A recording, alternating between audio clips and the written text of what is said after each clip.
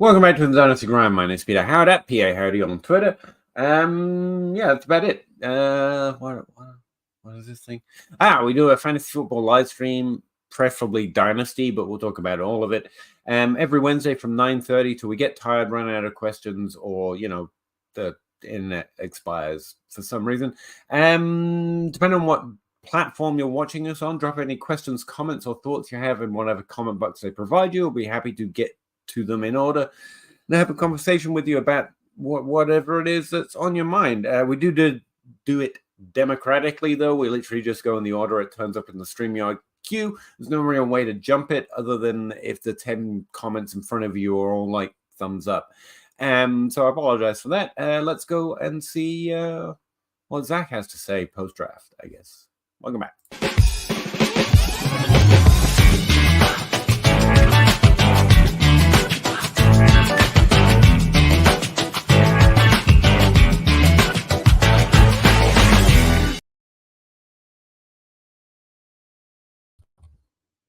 Hey, Zach, how you doing? Not bad. How are you tonight? Yard needs mowed. That's all I need. I am nowhere. I somehow have managed to squeeze out post-draft rankings and a big board this week, but I am not with it. I've mostly been not doing fun stuff. But this class is wild. According to my timeline, everyone seems so geared in on the fact that the 6 great prospects we have are so boring because we had no surprises that they're more focused on the third round gems, which is wild to me. Where are you at? Yeah, no, I agree. And it's funny to me. This is the first draft in such a long time that we didn't have very many surprises. We didn't have especially very early. many. There were a few that fell, but we weren't expecting them to be high. We just expected them to be, and they just kept tumbling a little bit. But we didn't get bad landing spots for the most part. Like I think probably in the first maybe 2 days, the only surprise to me was Penix being drafted at 8. To the Falcons. I had a few wide receivers that I thought were way overdrafted in the late first, and some that were overdrafted in the second. I'm surprised at how high I personally have to rank them. But add plus add plus add equals bigger number than I expected. I don't want to hate on the player, especially since he seems to be extremely fun. But yeah, stuff like that, but not like board breaking. Like I barely had to change my pre-draft stuff. See, and I'm still stubborn on that type of like that profile, like Leggett and Keon Coleman and Adonai Mitchell. Like I still won't those profiles still don't resonate for me, and so I'm going to be so much lower than everybody on those players. That, and like I say, I'm higher than I expected. I did not say I was high, but like, to me, I'm like, okay, there might be stuff. There's definitely stuff I don't know, and I might be missing. So yeah, let's go. But someone's going to draft them before I do. Yeah, and for me, it's funny. Like we were talking about this pre-show, but like we have just a subtly different philosophy on rankings where you're taking into account other people's rankings or the thoughts of the community when you do your rankings. And I'm like, nah, here, this is what I think. And now in order to use my rankings, you go look at the community and figure out where you're comfortable taking these players. But this is how I would attack this draft. And it's probably different than what you're hearing. I know it's different than what you're hearing because I've been listening to this. I love this time of year because I can finally listen to everybody else. I can finally listen to what other people think about this class. I can finally listen to, all these other shows that I've been ignoring for months while I do my evaluation.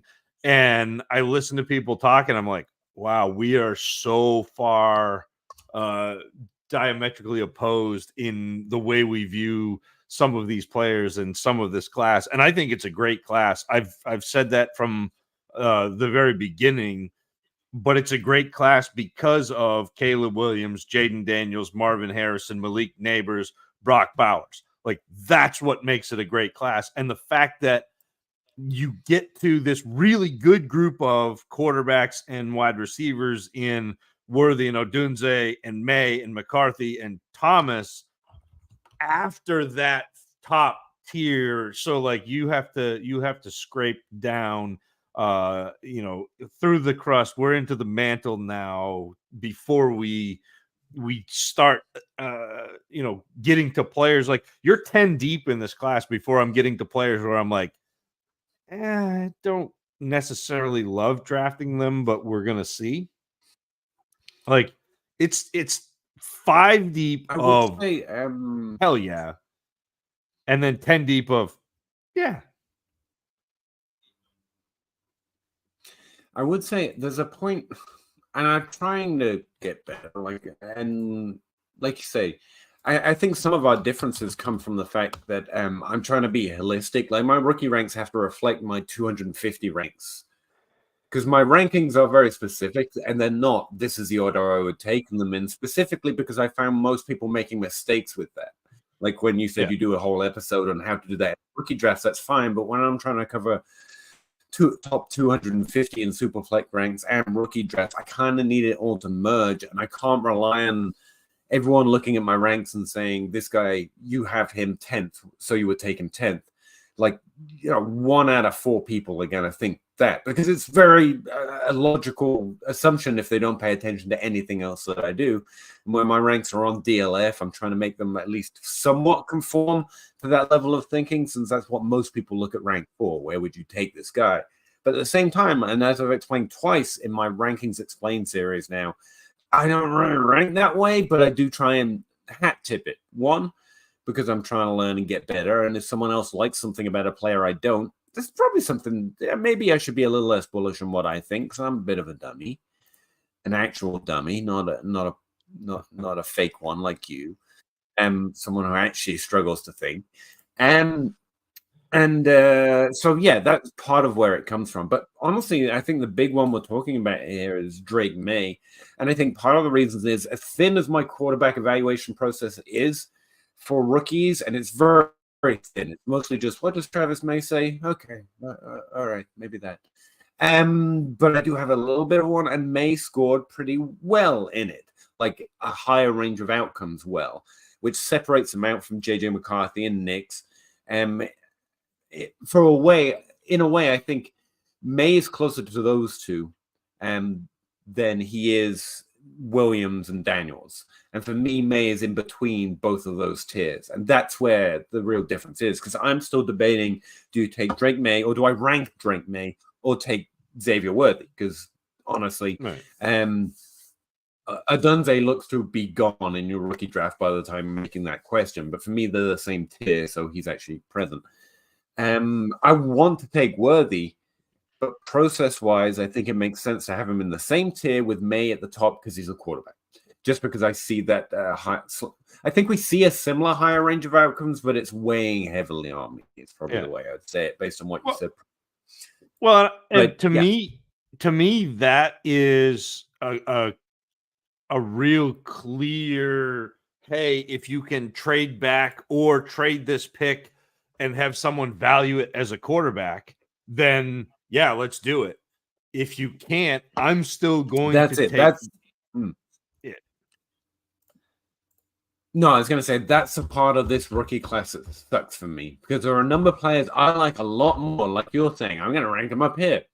I don't necessarily. I'll rank them down. I'll be Mr. Man in the middle. I'll be devil's advocate. But that puts me in a situation where I'm like, I want to trade back in the first. I don't do that as a matter of like dynasty theory. Like, I'm not trying. No, I'm trying up in the first. Right. But that puts me in this weird position of either technically overdrafting players I like more than everyone else, or doing the thing I don't do, which is trading back to get Xavier Worthy. And I'm like, I'll probably just take him too high. I'll probably just then trade up. Trade up with your second. Same. Like that to I me, do constantly. Yeah, that's the goal. Yeah. Because then all of a sudden, if you get, I mean, if you're in a position where you can move up before you make that pick, and then you can get both May and Worthy, now all of a sudden you got your cake and have eaten it too. And I think it's really funny. And JC Troller said, "Are we worthy of Worthy in KC?" And it's Worthy is a real Rorschach test in this draft class, because you have so many people saying he can't play because he's fast. Still, even after the Kansas City landing spot. And the Kansas City landing spot has been this weird Rorschach test too, because you've got people saying, oh, Kansas City is incredible. And also, well, Kansas City screwed up with McCall Hardman and Sky Moore and Kadarius Toney, and they got Hollywood Brown. And so there's no way that Worthy is going to be successful. And to me, watching Worthy, I did not know how fast Worthy was watching him. Like, I knew he was fast, but I didn't know that he was going to come in and run a 4.21, have the record. Number one ever. Yeah. So like what he was doing and the separation he was creating and the success he was having was not necessarily predicated on speed. And like he could take the top off, but he also did a whole bunch of stuff underneath. And I know you were a little concerned with his ability downfield, and but part of that was Quinn Ewers is terrible. I don't think he's a deep threat, whereas they're saying he's bad because he's just a deep threat. And there's some real cognitive. I swear fantasy football is a game that's invented literally just to gaslight me personally. No, I don't have an arrogant ego. I'm just, the world is about me. Because I spent so long trying to convince people players aren't good because they're fast. Yeah. And now I have to convince people that good players are still good if they are fast. Like, we're... yeah. Pick a lane, fantasy world. Pick a lane. I feel every bust that you're worried about in Kansas City because they sucked and they weren't good. I told you they weren't good before it happened. And this guy is good, and you don't like him because of the ones that we didn't like because of the Kansas City landing spot. Like, pick a lane. Like, I don't know how to... All these X's and O's line up, and that's frustrating. You're focused in on the one. Like, if you just zoom out, you'll see the three in a row. Like, stop zooming in to just the one. Zoom out a little bit, and you'll be like, oh, look, a perfect line. Connect 9. How... I know I said tic-tac-toe, but we're basically playing Connect 9 at this point.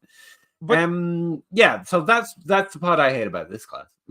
But this is exactly like, I used the metaphor of survivorship bias with Xavier Worthy for exactly this reason. Like, I told you before the draft, I told you before the combine that this was going to be the issue with Worthy. Is people are going, and even Matt B in the chat says the frame is still an outlier. The frame is not an outlier, except for... No, that doesn't exist. Like, you can't have me defending 40 times and breaking combine utility at the same time. Man, my brain can only go so many directions at the same time. The issue is there have only been a handful of players this size, this fast, this good. And so to take everybody who has been drafted for this long and say, oh, these guys are all in that same bucket, they're not. Like, there are maybe 5 players that are even remotely similar. That is as solid of an argument as saying Marvin Harrison Jr. is good because there have been more good wide receivers called Marvin than Xavier. That's the level of argument you're working on statistically if you're talking about frames. I don't care how many followers or how much I like the person that's telling you that, because there are plenty I like that do it. It is entirely bullshit statistically. It is not a reasonable way to make comparisons about players across time. I don't care. Don't bring your frame takes. Well, no, bring your frame. You're more than welcome. But just know they're about as valuable to me as name takes. The fact that he's called Marvin is as significant. Marvin Harrison is as significant as what Xavier Worthy's frame is. They seem to have no connection or correlation to success in the NFL. It's not about how big you are. It's about how good you are with how big you are. Could he still fail? Yeah. And could you hindsight bias the frame on that? Sure. But all you're doing is making sure you make more mistakes because you think frame matters. If you are really, really good at this frame, then it doesn't fucking matter if anyone else has been really, really good with that frame. It doesn't matter. Your frame doesn't matter. The reason that you can't play in the NFL or I can't play in the NFL isn't because we're not big enough, fast enough, or strong enough. We are not good enough. Yeah. That's the question. Like, I got to put a full stop in that one because I can't argue combine doesn't matter at the same time I'm arguing that a player who did well at the combine is good. Like, they're two separate things. The frame arguments, like we've been over this every year, and every year it's true.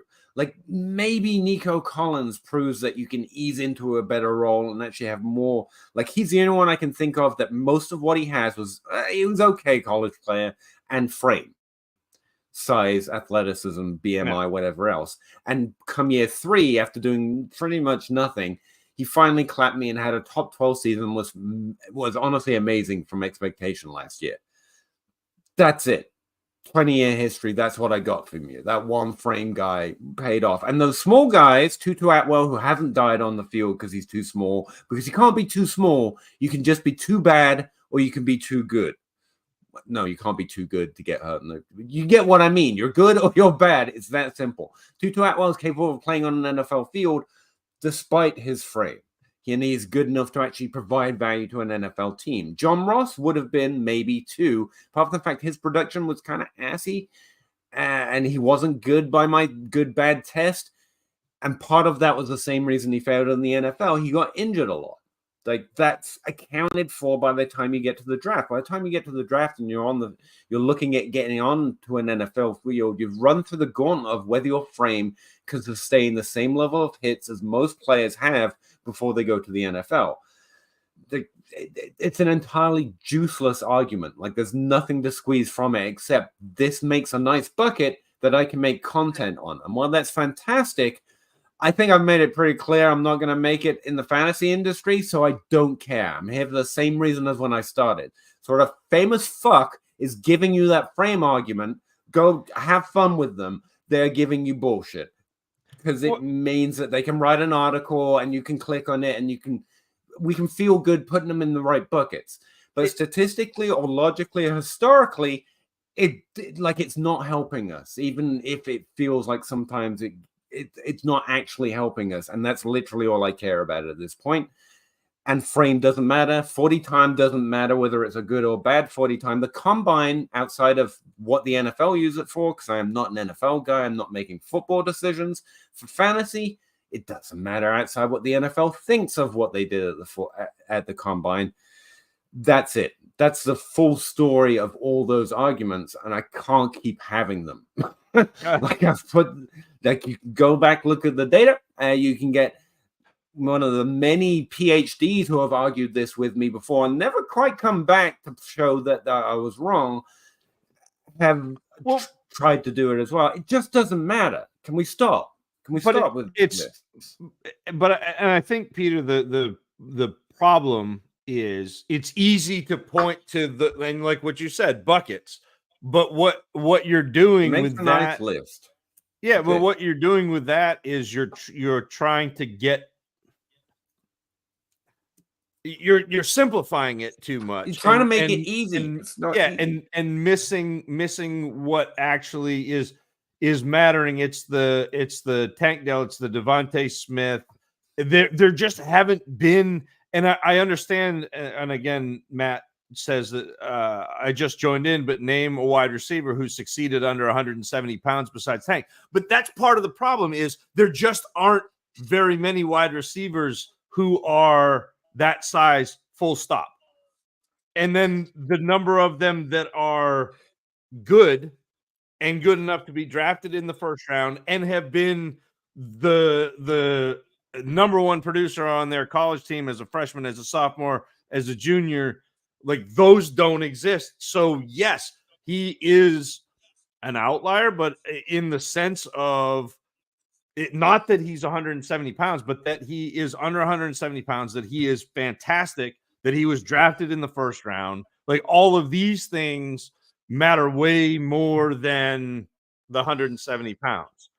And so I think, and also the NFL. This is why it frustrates me. I'm trying to figure out why it actually frustrates me, and it's a little grandiose for fantasy football because it doesn't matter that much. Let's face it, we're having fun playing fantasy, but it's literally bad reasoning that they're giving you, and it sounds plausible. But I'm worried you apply that anywhere else in your life. Name a player that's whatever 170 pounds or under. That sounds fantastically intuitive, right? Right. That's why I keep saying ridiculous things like their names or their grandmother's name. Because if you take out the thing you're already assuming matters, which I'm telling you statistically doesn't seem to have any correlation, and just implant anything, you see that the reasoning itself is bullshit. Like, name a player who's had purple eyes and done well in the NFL. I can't. How many have been drafted? None. Okay, that's probably why. Name the number of players who've been drafted at 170 pounds or less, and the percentage of them that succeed is the same as the percentage of players over 170 pounds that have been drafted, if comparable to the same samples. That's what I mean when I say it doesn't matter. It literally doesn't matter. There's just very, very few of them good enough to be drafted, and then they hit at relatively the same rate. So how many? The same number as relatively the number of hit over that number. Like, it's the same percentage, like within a couple of points. And over time, especially since the NFL has been overly hesitant because they've bought into this for the majority of its history, and it's only relatively recently players who are good at different sizes, frames, and weights have been included in the draft pool to be drafted. So if we shorten the sample to where it was possible to be drafted in those frames and sizes and 40 times, it would get even stronger. But screw it. Well, I'll take the worst sample, though, where we know we've got a whole bunch of, like, what do they call it? Confirmation bias. The NFL only drafting bigger wide receivers, so only bigger wide receivers hitting. So I'm inflating the numbers on your side of the argument. It's still the same percentage. They hit at the same rate. Even if I overburden my side of the argument with just wads of wide receivers that intentionally sway it to your side, it's still like 25% to 27%. Right. Like, they hit at the same rate. That there are fewer of them, logical, and it is actually bullshit. Do not let that reasoning in, because of, you're going to go drive a car, and I'm going to be on the road with you, and you're going to be stuck with this terrible logic in your head, and we're going to have an accident, and it's going to be horrible, man. It's literally bullshit, and you know it. I'm not saying you're dumb. I'm saying the argument is dumb, but it sounds intuitive. It makes sense. Until you're like, wait, let's actually look. Do they hit at a lower rate if put in? But no, they don't. Okay, so let's consider the argument just as an argument, as a logical argument. If one particular feature that seems to have no connection to the success or failure, is that a good argument for whether they're going to hit or going to not hit? And the answer is no. And you know it, and I know it when we break it down into those little things, but it's getting pushed so often into this intuitive sounding argument of big, therefore can take more hits. How much sense does that make? I am 6'2", 210 pounds. I'm probably bigger than some of you. I promise I can take a hit a lot worse than all of you. Big does not mean tough. It doesn't. It doesn't mean your bones are stronger. It doesn't mean your joints are stronger. My joints, because I did do an actual lot of sport, gave out much quicker than a lot of people that would have been considered combine argument-wise worse prospects than me, whereas theirs didn't. I just have connective tissue disorder issues compared to some. I sprain ankles easy. My knees started to give out. Same, even the joints in my hands are not weak. I don't have a medical condition. I'm just not quite built that way, And that's fine, because all but 2% of the population in the world are built as tough as NFL players. But by the time you get to the draft, your size, your weight, you've been through the trial of whether you can take hits as well as most prospects. I would have flamed out long before I got to a draft. And that's before you get to the fact that I wouldn't have had the skill to get numbers good enough to be interested in drafting. I'm not saying that either. But I think if you and I know, in fact, if you actually pull these arguments back and you look at the history and honestly ask the questions, the answer is that doesn't really make sense, but it still sounds cognitively intuitive. And it's simple. They're trying to make it easy. And I get that. But it is bullshit. Like, just so we're all like, sorry, Zach, this is like a rant every year for me. And I know I can't, I keep saying I got to stop doing this, and I keep doing it. But just so I know, like cognitively, when you really think about it, it makes it simple. It probably feels good because most of the time prospects fail. So you're probably saying Xavier Worthy is going to fail. Like, the odds are in your favor, like 30% hits to failures, and you'll get to say it was because of his size. So either way, you're probably going to get to feel good. But just for my own health, could you at least, someone that makes this argument, let me know that you actually understand intellectually it is bullshit. Like, it actually is not true. Like, it's grandmother's third name. It's your great uncle's eye color is as predictive as your weight, your size, your frame. Even if you combine all of them together in a magical number, which always goes out of fashion every 5 years because they are bullshit, but get a big, it's pretty cool, like a Nike score or any, what were some of the other ones that have come in and gone? I don't know. Spark X. Remember when they cured it? Like, they all fade because even when you do great, complicated math I'm not even capable of doing, they fade because they're actually like the Kaiser Soze in the wind. There's nothing to gain from that, which is why someone watching a player and saying he's big, fast, good is 100% a better process than saying he's big, fast, and therefore good. So you understand what I mean? Like, yeah. Sorry, Zach, you gotta keep trying to interrupt me because this could just keep going. This could be a 3-hour stream, man. I've got way more than 3 hours of content with this rant so far. Well, not content, but somebody asked ranting. Somebody asked Peter about the vacated targets in Pittsburgh and why Roman Wilson is going to be the guy. It is. I've been looking forward to this stream since the draft. Well, I'm sorry to ruin it, MB, but I appreciate you. Are we worthy of Worthy in KC? Zach already answered that one. I think. I think it's a great, like, they traded up. It's a good spot for him. They moved up to get him. It'll be fun to see what they do with him. It's not a bad spot for him.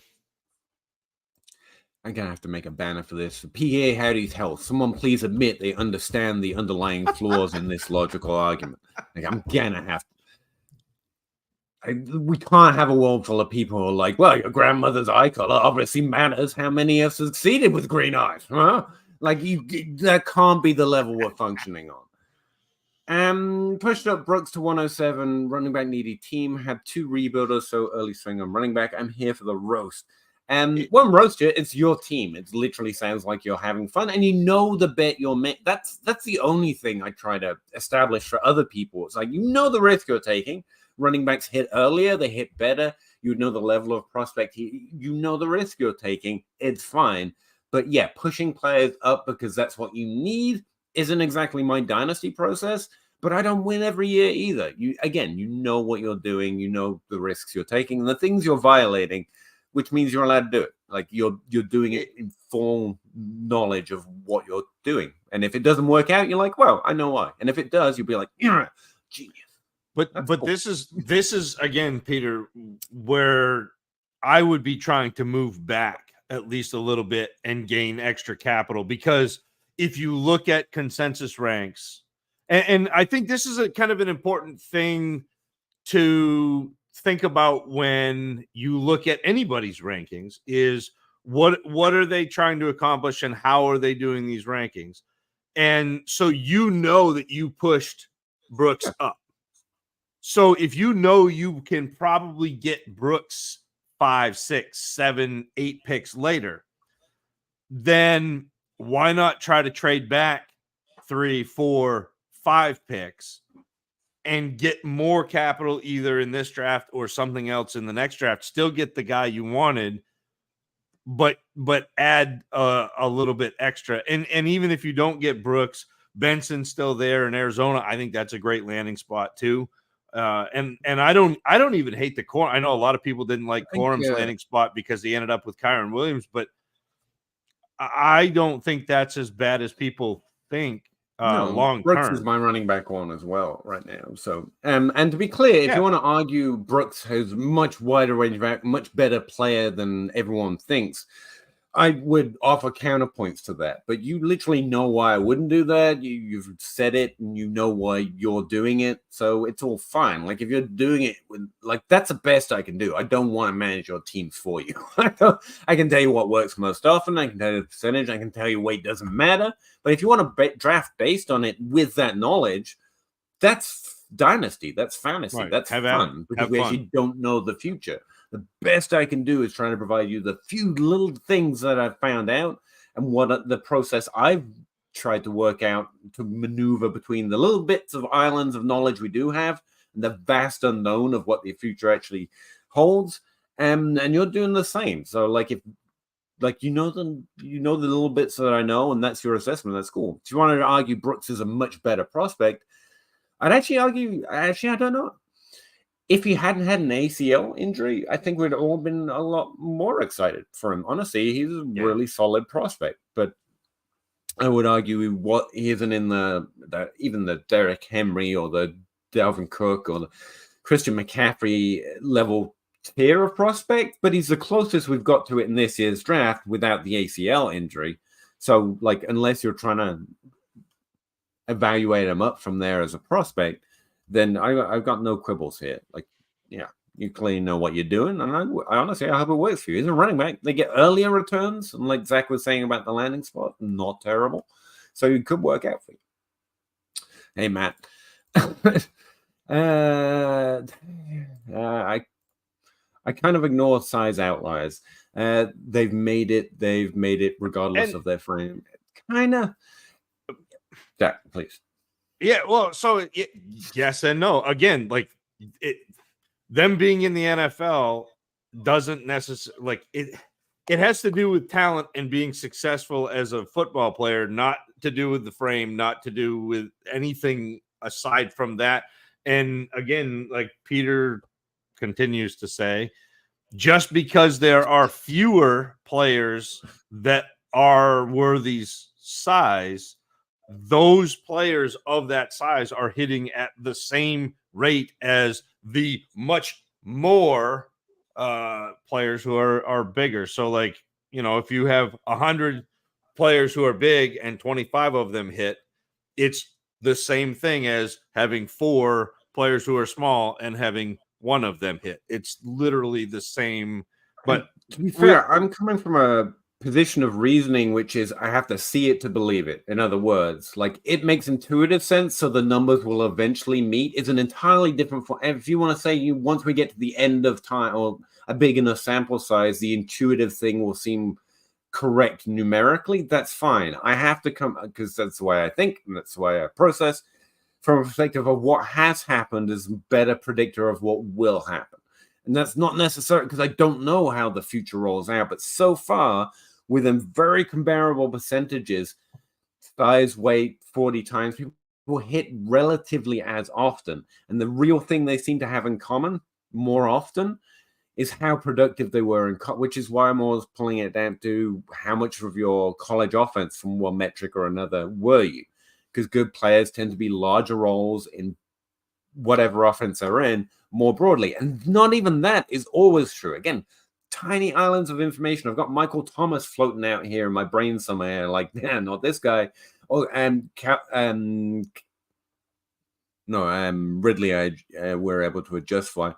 But someone like Brandon Ayuk, where you don't really know if he was going to be a huge, because he had 1 year of production and 1 year of bad production. We never really got a decision maker, if you were, because some players develop a little later than others. So it's a tiny piece. It's not the answer. It's just one I try to walk close to because it has some of the answers. That seems to be the thing most productive players have in common the most often, because none of them have anything in common all of the time. They're all a little unicornish. And there was actually, I can't remember what I was listening to. There was conversation about quarterback, and there's a way you can make the argument that some of the best quarterback prospects should never be perfect, because most good, especially great ones, weren't. If you know what I mean, like you're trying to backwards ass think your way into a conclusion. He's not perfect, therefore he's good. It's something I do at tight end a lot because we have such small samples. I'm like, where's the weird? Because I need Jimmy Graham playing 1 year. I need, I need something weird on your profile.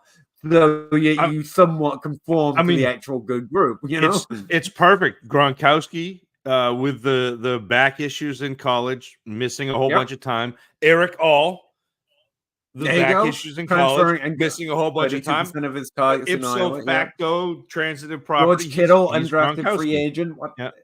It's they're all weird, except for Trey McBride, who even he hit like 4 years in for some reason.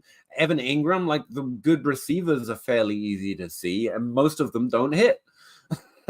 But Ingram and McBride were on a slightly different level. That's something I was seeing on my timeline. Or what's the difference with Brock Bauer? It's like, well, he's the other stuff and that. Like we've never seen that. Like. He is easily as good, if not better, than the elite producer receiver tight ends like Ingram and McBride are the two most recent. But to be fair, there are very few. I don't know there are many that prolific. And here's the other thing: the full college profile of being a tight end, even if he's a little undersized, because tight end is one area where it does seem to actually have a significant connection, probably because of the role they play as a blocker and a lineman, I guess. Most of the time, but anyway, so it's not a great series of logic, and I would only employ it in something like tight end. When you've got like 5 examples over 100-year sample, like you probably just do something weird. It's okay not to know the answer there sometimes. Welcome back, my favorite guys. Hey, Cypher. Matt, we just joined. I ran about that one forever. Sorry, Mark. And that wasn't, to be clear, Matt, that was so not at you. It's just my general state of when the combine arguments come up. It's so funny when Peter gets wound up. It just makes me laugh. I just sit here. It's not fun of it. Oh, it's hilarious. It's great. I need a blood pressure monitor, like real time. I have very few things there's very few things we can actually know. Like, honestly, even the stuff that I put a lot of weight behind, you could, if you push me, I'd be like, yeah, we actually don't know that. Because there are very few things that actually have predictive power. There's a reason Nostradamus didn't succeed. Like, predictions are mostly shit, right? So there's very few things you can put your weight up against. And it's only when you trip over one of those very few things that everything seems to point in the same direction. And even then, I have to admit, run it out another 20 years, maybe it'll look the opposite. But so far, this is where we're at. There are very few things you can put your weight up. One, targets are more earned than they are given. Like I get tripped up over that one. And the other one's a combine stuff. It's just like, and it might matter for other positions. I can only argue for the ones I've gone and looked at. But I have the 105 tomorrow on 1 QB, non-tight end premium. Neighbors, Adunze, and Harrison Jr. will be gone. And probably USC QB. Who would you guys pick? Is there another tier to trade back from? In a rookie draft, my goal is more to trade up or to trade out. Just as a dynasty process, like I was saying earlier, trading back really isn't my doohickey. If there's not a player of that quality to take, if the value is better than the players available, I would trade out. I think it's going to be Bowers here, but let me run it through. Let's according to the consensus ranks. And it's Superflex 1 QB. Okay. I'm just going to take quarterbacks out of it then because they literally don't matter. Harrison, Neighbors, or Dunze. Yeah, I would take Bowers next, and so would consensus. Yeah. Zach, is there anything you'd add on that? No, that's the same thing that I would do. I think that there are a few elite players in this class, or like I say elite. There may be more players who ascend to that in fantasy and in reality, but looking at this class, the players that it's easy to see are some of the players that are already gone. It's it's Harrison Jr., it's Neighbors in a 1 quarterback, it's Bowers. So if you get Bowers at 5, even though it's non-tight end premium, to me that's a win because there are 3 like what I would consider elite athletes. Elite assets in this class with taking quarterbacks out of it with Harrison Jr., Neighbors, and Bowers.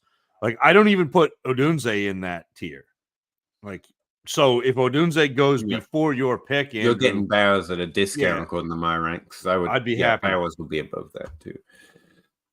But I do think Odunze worthy getting up there. It's fine. I would take Bowers before.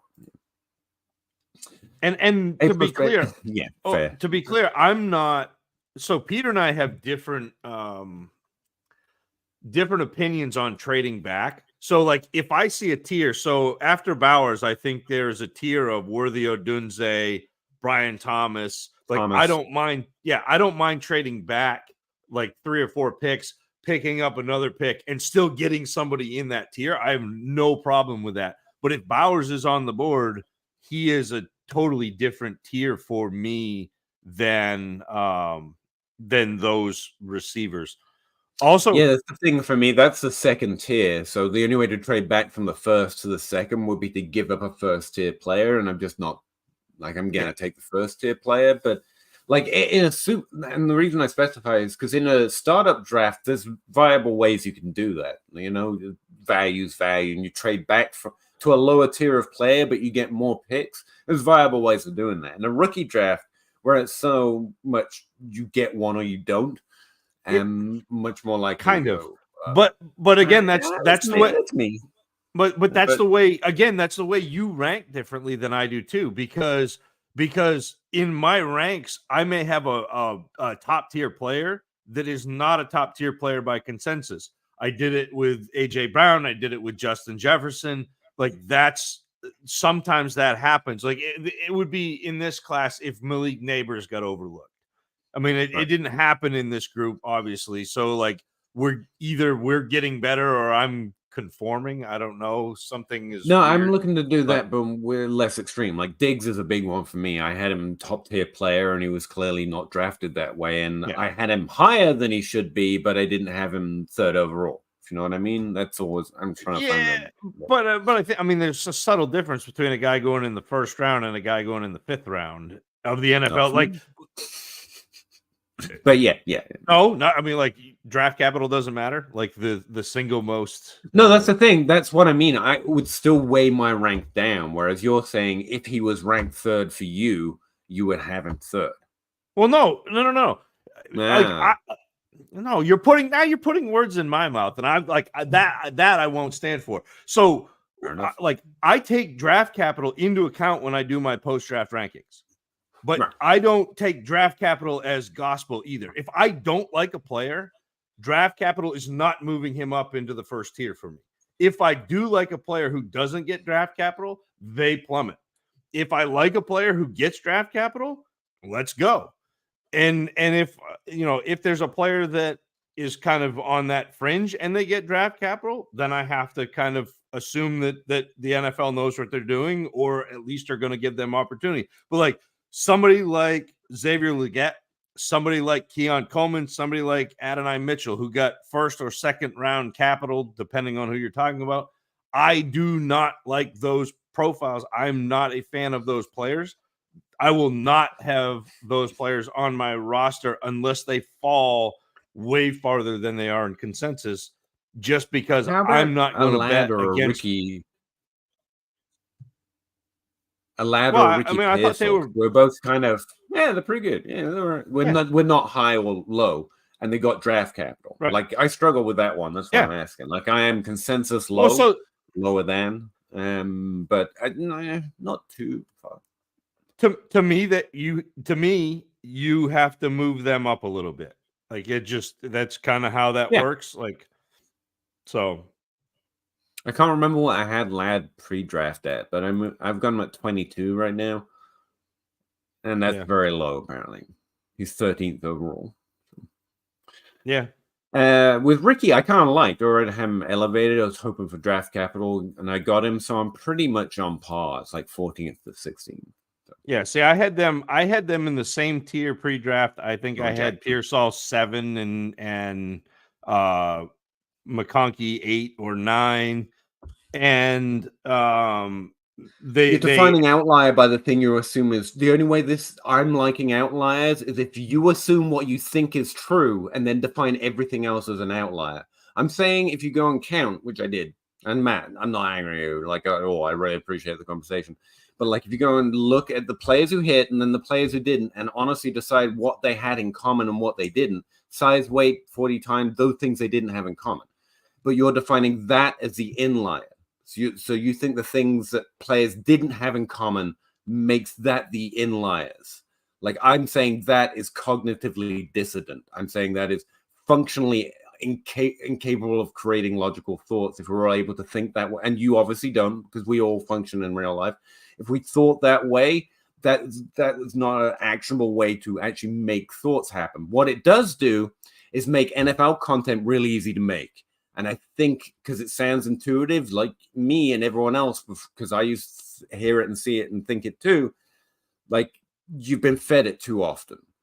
And that's it. You've just been told that what's common with successful players is X, Y, and Z. But then you go and look at the successful players and you say X, Y, and Z isn't common between those players at all. And then you end up being a weirdo ranting about it on a stream somewhere. So I wouldn't advise you do it.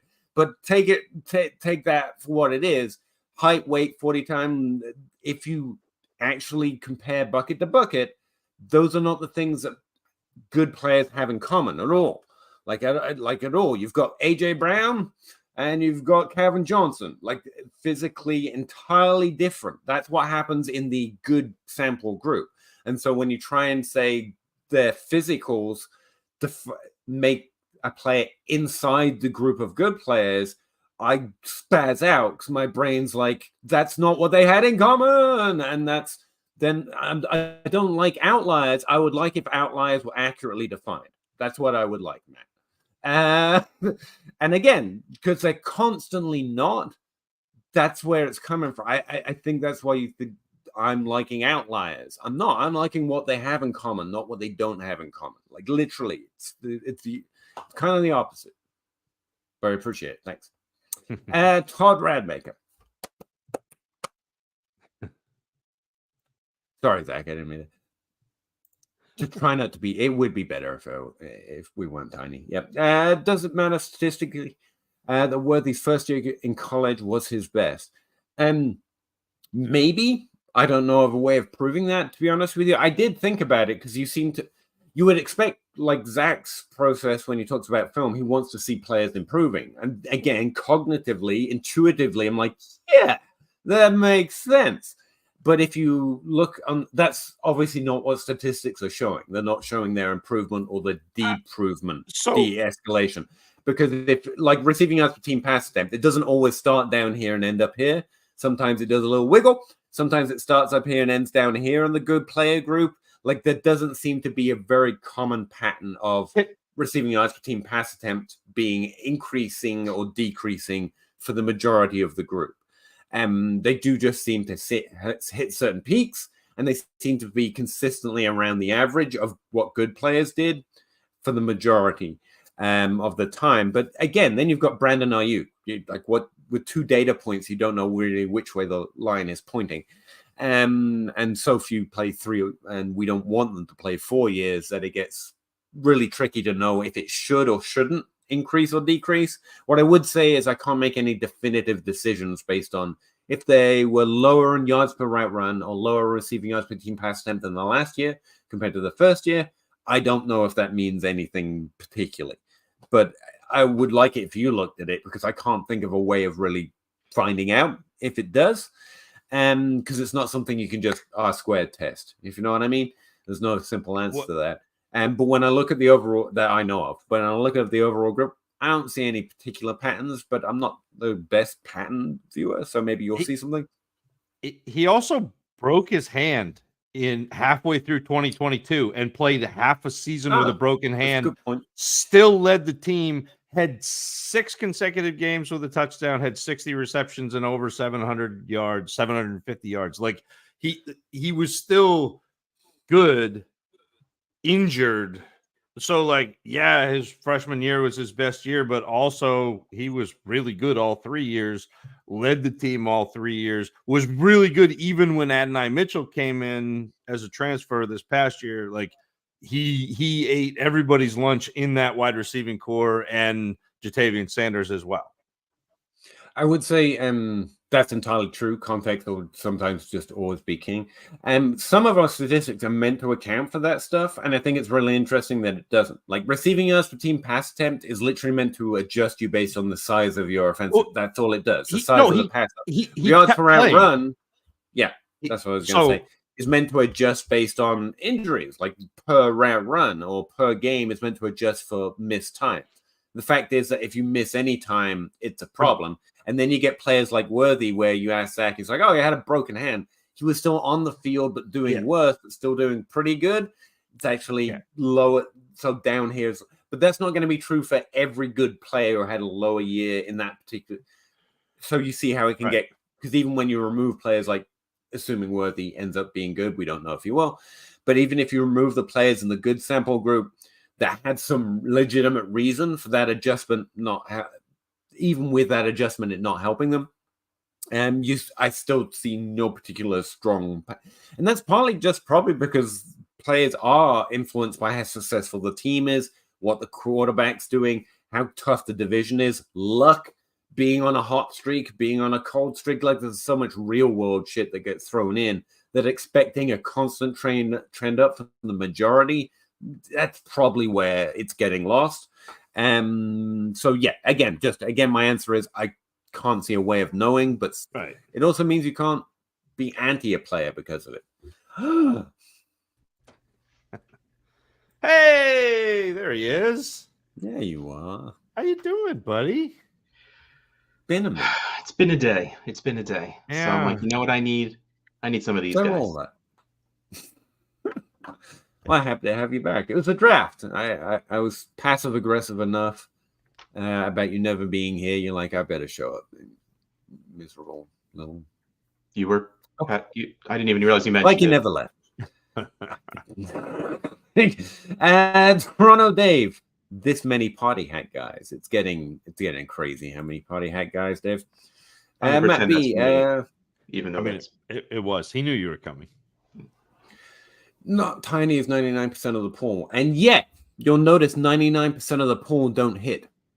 Curious that not being tiny doesn't mean that you hit. That, like, yeah, let's compare apples to apples is what my point is there, not what the You're arguing with somebody what the NFL is with deciding to do, or how many people are available that are good enough to be drafted into the NFL, doesn't mean that the player who is small and good enough to be drafted into the NFL isn't good enough to be drafted into the NFL. Like, you see the dissidence there, the 2+2 equaling a left bending banana. Peter, you're arguing with somebody agreeing with you. I know. Yeah, it's Peter. That's what he does. Richard Davis, 2 different trades, but that trade away Stroud for Purdy, DJ Moore, Ayuk, Carr, and a 24 first. Other 2 QBs are Allen Hurts, 10 teams who flex, start 12. That first is likely mid to early. So 2 different trades here if you separate that out, since I never do well. He traded away Stroud for Purdy and DJ Moore, Ayuk, and Carr, and a 25 first. I kind of hate all of that. I'd rather have Stroud, I think. And the others.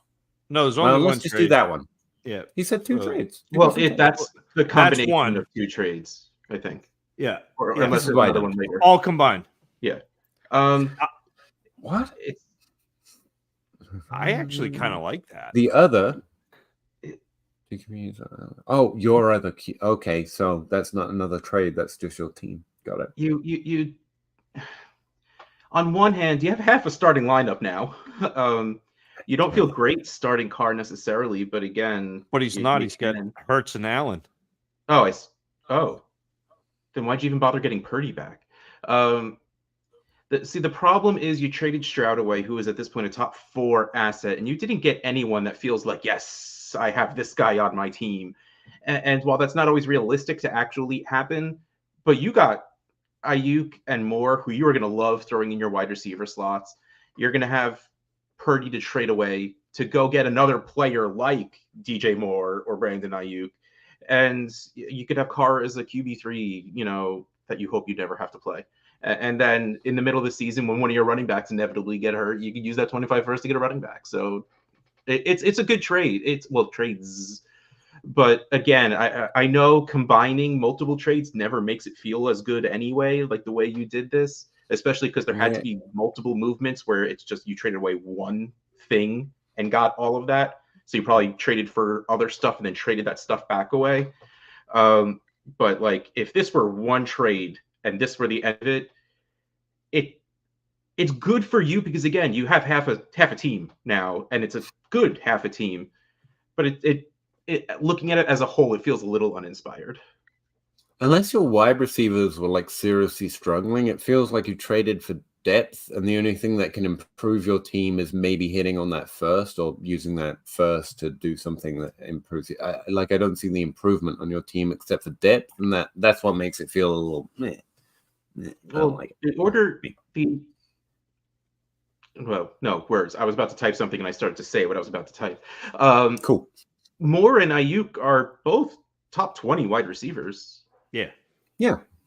Okay. So it's not like I said, if you didn't have pretty good wide receivers, then that makes sense. That improves your team immediately. But assuming you have at least a starter or two, then I don't know they jump over a lot of decent starters. If I this is a start 12 league, so chances are you're plugging Moore and Ayuk in every single week anyway. So I feel this again. Now talking about it more to start 12, you need more starters, so it makes a little more sense to trade away Stroud and get the multiple starters. Okay, I'm talking myself into liking this more. I just wish you didn't get Purdy since you don't really need him, and I wish that was another player of the same value you could plug in somewhere else. But again, keep flipping. Yeah. I listened to this really smart guy who talks about cascading trades. So Peters? Richard, I would do that. I would go find episodes of the Trade Addicts pod with Russ on talking about cascading trades and figuring out how to make that move where Purdy becomes somebody else that is valuable on your squad. Well, again, like he has to have it down pat because again, he's saying he traded away one player in two trades, which means he traded away some of the stuff he got in that first trade to make the second trade happen. But so the real answer is keep the ball rolling, keep that snowball going down the hill, get it bigger. Nope. There's got to be a setting in here that lets you guys control the stream at some point. Like I should be able to give away my authority. That's how I feel. You can. Richard Davis. That was very I can't quick. find it. You physically can do that. How?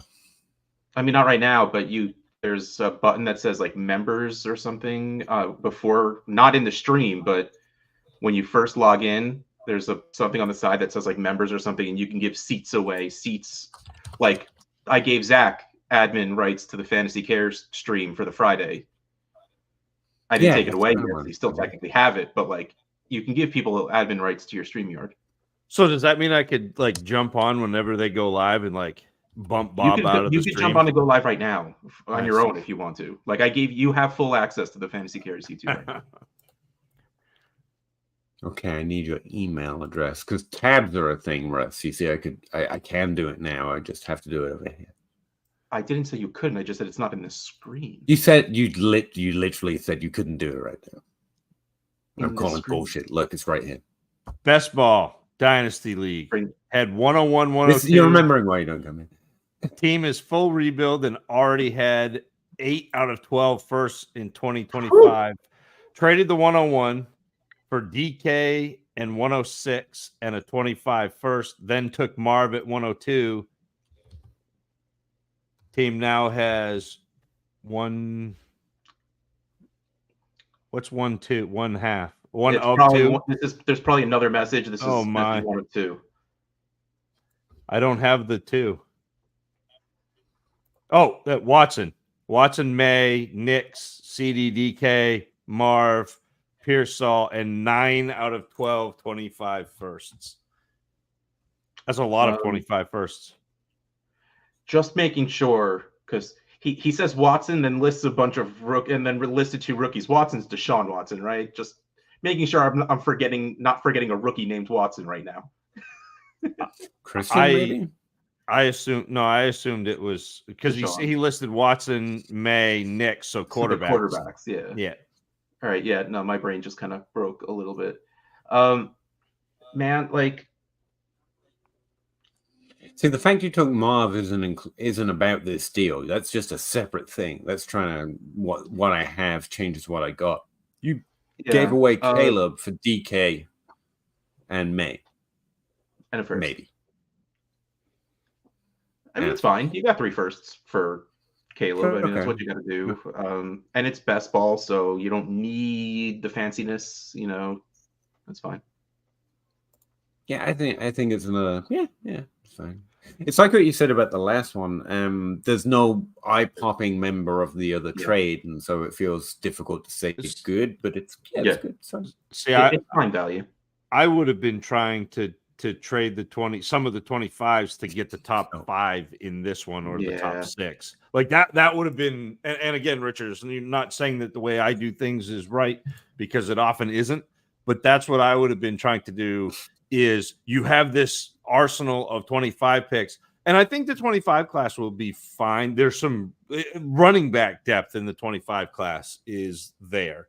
I don't know that I am as excited about the quarterback class, and I'm sure I'm not as excited about the wide receiver class. I mean, we know we have one. Yeah. Because Egbuka stayed back. Yeah, but so Egbuka would have been my wide receiver 8 or 9 in this class. Really? That low? Like, yep. I knew he would have been lower, but I didn't realize he would be that low. No, I tweeted this out at the beginning because I watched him before he decided to come back, and he just like I was like I'm glad he went back because he was not. Yeah, he wasn't who I was hoping he would be. It was kind of like watching Jalen McMillan, where like you see Jalen McMillan be the number 1 receiver in Washington the year before last, and then last year be the number 1 wide receiver until he got injured, and then Odunze took over, and I was like, oh, McMillan is going to be fun. Maybe I found an Amon-Ra St. Brown, and then you watch him, and you're like, no, he's not. Just wasn't it? Yeah, so that's a shame. I don't have running emails there. Isn't that curious? Yeah. You should have. Great. Am I now obligated to take Worthy at 108? Yeah. Obligated? No. Should you? Probably. Yeah. I mean, he's in the mix for sure. Mm-hmm. I did. Yeah. In one draft. 12-team Superflex. The 103 and the 112 are Anthony Richardson. I'm not in the Anthony Richardson sweepstakes, but you kind of add on my 2 best quarterback prospects at that point. I'd be okay taking one of those guys Harrison over Richardson. I just take Jaden Daniels and walk away. I'd take the 103 and 112 over Richardson, even though Richardson is Harrison's going to bump one of those quarterbacks down to 3 in a lot of drafts. So yeah. Oh no, he absolutely will. Harrison is the easy 2. Like, again, I can curse here. Fucking Brian Haar, man. He had the 101 and 102 in Trade Addicts 2 and took Marvin Harrison Jr. first just to mess with me. I'm telling you, I have seen Harrison go first more often than you would think. I haven't seen it yet. I've done 5 rookie drafts and 1 auction going on where Caleb did go for more. You saw the pre-draft one that he went 1. Harrison went 1. Yeah, pre-draft one. Yeah, fair. But I've seen a bunch of Harrison 1, which again I still would take Caleb Williams with the value of quarterback and I think the way Harrison plays is more likely to bust than a different style of play. Not saying that Harrison is likely to bust because he's not, so don't get that twisted. But I'm a lot more confident in the quarterback who is graded out that highly than I am with with Harrison, and I would take that Daniels. cohort does burst more often, but at the same time, he's towards the top of that cohort. Yeah, exactly. Yeah. That's what I'm saying. Yeah, and if this was the 104 and the 112, I would probably say Richardson. And because at that point, like I'm still a little shocked that May is he's the 108 at this point. I didn't think he'd be falling We were that far. just arguing about that. Yeah, But I think he's 7th overall in consensus Superflex ranks. I mean, all I can, I'm speaking from the drafts I'm in. He's drafted at the 108 in literally almost all of them. So, but at the 104, like I love Neighbors and all, and it's a mixed bag with the landing spot because it's like, yay, he's the only guy to catch a ball there, but it's Daniel Jones throwing that ball right now. But it's still like Anthony Richardson at quarterback has that ceiling of those legs. Yeah. So if it was the 104 and the 112, I would probably say Richardson. But having Jaden Daniels at the 103, where you're re-rolling a little bit, you don't have surgery on your throwing shoulder. And I mean, I like, not to say I don't like the pieces in Indy. I like the pieces that are in Washington right now. Like I would re-roll that into Daniels, who is probably also just a little bit of a better quarterback than Richardson. Yeah, he's a better thrower for sure. Yeah, I am like, there is concern with the way he runs, especially into big defensive players. That's not ideal. Well, like you'll get to the NFL and they're a lot bigger and they hit a lot harder, and you'll learn real fast that you don't want that. Yeah. See, you can game the narrative either way. He'll figure that out because they're bigger. Ew. Nice. No, it's just you could also tell the opposite story. I don't know. He's 2 for me. I have Harrison 3rd, and according to consensus, and now according to Russ's ADP, that means I'm never getting Harrison. You're never getting Harrison. It's just is Daniels your 2? Is Daniels your 2? Yeah, I go Williams and Daniels and Harrison. Yeah, no, not getting Harrison. So I just got a trade offer. They want Christian McCaffrey and Roshan Johnson. How dare they come for Roshan? And they offered me, and I love reading names in the alphabetical order, like they're listed on MFL because it's not as in order of goodness. Joe Mixon, DJ Chark, DJ Moore, and Curtis Samuel. So he kind of just offered me DJ Moore for Christian McCaffrey. I think I would probably turn that one down. I am absolutely going to turn that one down. Like, that is I've actually, speaking of your name convention thing, I've ended up rejecting trades and then going back and rereading them and realized the good players are at the bottom of the list, and I didn't realize it was actually a pretty good trade. Like, you read the first 3 names and you're like, no, screw you too. And then you go back, you're like, oh no, it had... I love that. That's one of the most fun things I have when I read the trades on Trade Addicts, is making sure like Matt Breida is the first name I list on a trade, because he's a running back that starts with B, and he's still in trades for some reason. Brooks is a good bet. Could hit, but if he misses year 1, people will give him the injury. They'll give him a little time, but the value will there will be a hit to it, even if we're expecting it. I mean, that's just, we're Dynasty players. We're literally on to the next thing before the first thing's finished starting. But yeah, there'll be a little bit of a leeway just in case. But yeah, I wouldn't put too much stock in it.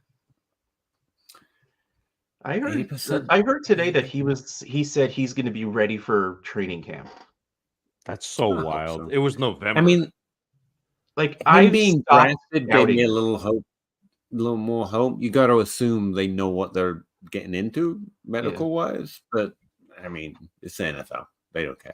Like, you have to hope they know. Like I've stopped doubting them. Like, I remember Brock Purdy's like, I'm going to be throwing. I'm like, you're not going to be throwing by the beginning, and he starts the first. Like so many things. It's just like, you need longer to heal from that and to be able to get your muscles back. Nope, no, you don't. You're fine. Okay, not going to question anymore. So yeah, almost they'll be back at the start of the season. Different to be in the NFL. I don't know. It's weird. What's your rankings look like post draft? I mean, which ones? Genji, I posted them. I think Russ and Zach probably done some. Actually, Russ, do you do post-draft rankings? I know you're not really rankings guy in and of itself, are you? You're like, no, just tell me the trend. trend. A ranking in my life. Mine look my like rankings this. are Zach's rankings. Yeah, I posted my award on Twitter or whatnot. And like, I'm still kind of sussing things out, but I have I have a rough right now, Genji, of what they look like in the tiers and things, but it really didn't. This was an interesting class where there weren't as many surprises, and so like my pre-draft ranks and post-draft ranks didn't change that much. Yeah, I mean, obviously Tez Walker. Yeah, obviously Tez Walker fell down a little bit. Javon Baker fell down a little bit. Although I still think I got them both in the 4th. Yeah, I will be happier with. I still think I would rather have Javon Baker than Polk. And I know that's kind of blasphemous because Polk went in the 2nd and Baker went in the 4th, and no 4th-round receiver ever hit except for Amon-Ra St. Brown in the history of the world. And so it's true. Yeah, I mean it's not quite that, but it's pretty close. No, factually 100%. Imagine if he was short though. Yeah, right. Imagine if he's drafting the 6th and not of average height and build. What do my ranks look like? I think a better answer might be that I'm a little high on Daniels because I'm putting him above Harrison. I'm a little high on Worthy because I put him above, I don't know, who the fuck does someone else like? I don't know. They must like, it's probably because of Dunze. Then I'm a little high on the running backs. Or all of. After that, I'm pretty much at or below consensus, but like, Brian Thomas is the other guy, but then it's like Trey Benson. I have him 2 picks above where he is at consensus. Blake Corum, I have him 7 picks above where he is at consensus. Marshawn Lloyd, I have him 5 picks ahead of where. I just start going for the running backs. Like as soon as they get out of the players I really like, I'm like, oh yeah, I'll take the running backs, and that puts me like 5 to 7 spots higher on all of them. And so it's like Crum, Lloyd, Irvin. There's only 2 players in DLF right now ranking Kamani Vidal, I think his name is. I don't know. Zach told me about him. He's a running back, and so I was like, "Yep, I'll draft him." And it's just me and John Hogue who even know who that is. Apparently, Rashid Ali, I'm like 10 spaces above because people are like, I guess at the end of the 4th, and I'm like, I'm in the 3rd round, and I'm out of players I like, so I'll take that running back. And that's what's happening with my ranks. Yeah. There's a few wide receivers early outside the quarterbacks, and then I just seem to prefer the running backs. Yeah. But I mean, that's good process because again, it's it's the elevator escalator. Like if a running back is good, there is a lot more chance he's going to be fantasy relevant than if a wide receiver is good. Not great. I hate it because even 2 years ago, like this stream and all my stuff would be like Jamari Thrash, Jacob Cowing, and Malik Washington. Let's go 2nd round. Like that's all I was like the later drafted wide receivers than expected, the undrafted free agent wide receivers, as I like to think of them. That's all I would care about. And I'm a little higher, but I'm taking so many running backs that they've fallen a little bit. I'm in the early 40s. Most people have them ranked in the late 40s. I miss that energy. Pete. Malik Washington. He was having so much fun. I got beaten at it. What's the hit rate on 2nd round running backs that are top 48 picked? 2nd round running backs, like top 48 pick. Isn't that the same thing? Or are they talking rookie drafted NFL? Well, so he's basically asking about Jonathan Brooks. More or less, yes. It's fine. Yeah. I mean, I'll look it up. Somewhere my data table's in the database, or I can look it up here on the college database. I'll get back to you. Professor Pete, much respect. Don't respect me, really. With it. Genji drafting Rome Chase 104. That's the thing, like the wide receivers, so on and Rome. Genji's still on it. I love your passion for that, and I'm excited for you to draft him, and I will cheer for him to be fantastic. When Genji has a player, Genji has a player. I love that. Like that. You are on your own, to be clear. Yeah. Yes. I'd still rather have neighbors there, or whoever else I have at 104. Neighbors there, but I can tell you, running backs drafted at pick 48, specifically pick 48, hit around 13%. But running backs, I think that's second round, greater than pick 48. Yeah, around here, right? 44 running backs since 2008. Sound about right? No one knows. I don't. You could make anything. Look, I have this spreadsheet with all of the data. Yeah, I have that stuff written down right here. Actually, I was, just in case. Did you figure that out? It's from pick 33 to 48, Pete. Oh no, this is pick 48 to 81. So we need that is too far. Percentage of picks. It's like 46% for a top really 12 good. season. Yeah, that's like 15 so this is between like 32 and 60. No, that's wrong too. Sorry, I fucked this up. I knew I should check. I didn't even listen to you. Fair enough.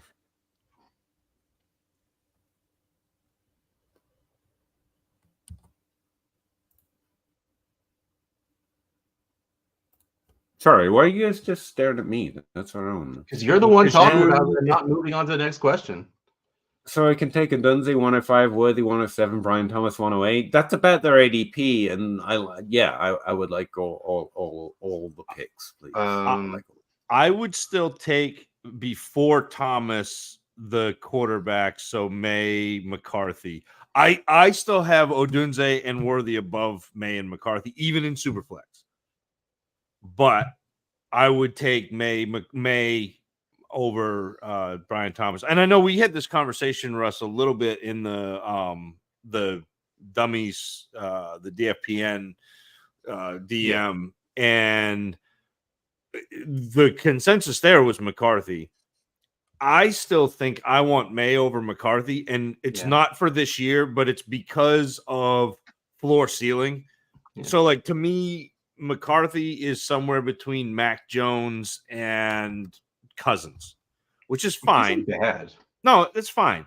But I think May is somewhere between like Daniel Jones and Herbert. And I would rather have that the ceiling. That's what you do in rookie drafts, Yeah, like and even if I'm wrong, like whatever, it's 107. Yeah. Like and like people get, and I talked about this a little bit, but I want to revisit this on the Dummy Show.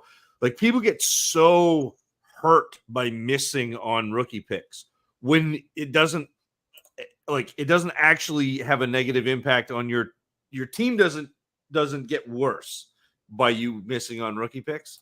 Like, and I understand that like psychologically it does, and you don't get better for sure. Yeah.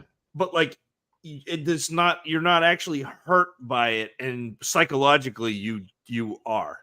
Yeah. And so to me, like I try to dissociate as much as I can from that and just go, look, I want to take, especially down in this range, I want to take the swing. And this is, I will fully be on the side where I don't think May is going to be successful, but there is a chance that he is a non-zero chance. Yeah. And I also think that McCarthy is going to be whatever, like he'll be fine, but is not like, I don't, those are the quarterbacks that I don't care about because I'm drafting tight ends in your leagues. Yeah. I will say about the specific numbers you're listing below, again, based on what I've seen in the bunch of drafts I'm in so far, if you want these players, you will get them pretty much every single draft at these picks. 105 will be the earliest Odunze is going unless somebody bites on Odunze over Neighbors, which is a possibility. I just haven't seen it yet. Worthy is in most cases going after May and McCarthy. But again, like I was texting Zach, like, I don't know what to do. I'm in this draft. I'm trying to trade back. It's not working. And then I'm like, what? And I literally just went, screw it. I'm done with this. I'm taking Worthy. I want Worthy. I'm just taking Worthy. And so I did. But usually he goes around that 109 area. And Brian Thomas, I haven't seen go before the 111 in Superflex again, clearly. But I love the idea of getting Brian Thomas Jr. at the 111. Like, going forward, I might try and trade into like every single draft to go get Brian Thomas Jr. at the 111. Well, and then, I mean, if you don't get him, your consolation prize is a quarterback. So Bo Nix or Penix, or you've got your option between McConkey, Burton, Brooks, Benson. Like, yeah, I don't mind. Like, there's a really interesting group there. There's a great tier at the end of the first, beginning of the second. But you brought up names that I'm glad you did. What is your RB order when it comes to Brooks and Benson? I've got with the landing spot, with the draft capital, and with the I had Trey Benson as my running back 2, but in a tier with Brooks, and so that just flips them a little bit. So for me, it's Brooks, it's Benson, and then it's Corum are my top 3 running backs. It's really hard for me not to have Bucky Irving at running back 4 now, which is a weird thing. I have to see. I got him weirdly late in a points per carry draft. But yeah, no. I like that. I 304. I like because Rachaad White's not very good. No, and Irving is a fantastic pass catcher, and that'll be interesting to see how that shakes out. And I also do like the Marshawn Lloyd, even though he went to Green Bay, and even though Josh Jacobs is there, there's an out in the contract after this year. Is it after this year? I can remember. Yeah. So there's it's kind of an Ursat's 3-year contract. It's mostly fake. My brilliant analytic evaluation analysis of Marshawn Lloyd is he is going to be great because his name is Marshawn L. And I'm sold. See, you know. I knew you were gonna like the name. I just knew it. Marshawn L. Was like, nice to have a Marshawn. Yeah, let's go. Nice. Well, and he to me was the best runner, like pure runner in this class.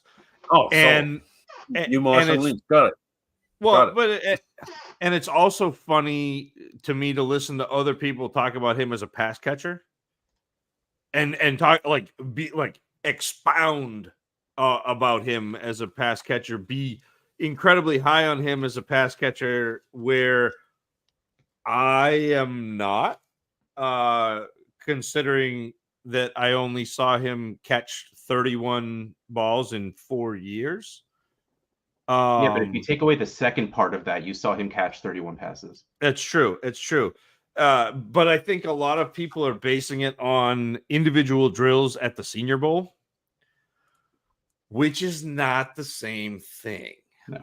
And I like Marshawn Lloyd. I think he is capable of catching passes, but I don't think that he is going to eat a lot into the Josh Jacobs pass catching role. Although Green Bay did that completely backwards when Aaron Jones was there because they ran Aaron.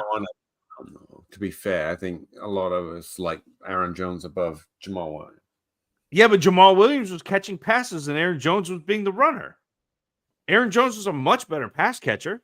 You can't judge running backs based what the Packers do to Aaron Jones was just torture. That's different. They just don't like that man. This is actually a really interesting question. I had to rejigger some stuff because apparently I was answering someone else's question at some point and I messed up my table.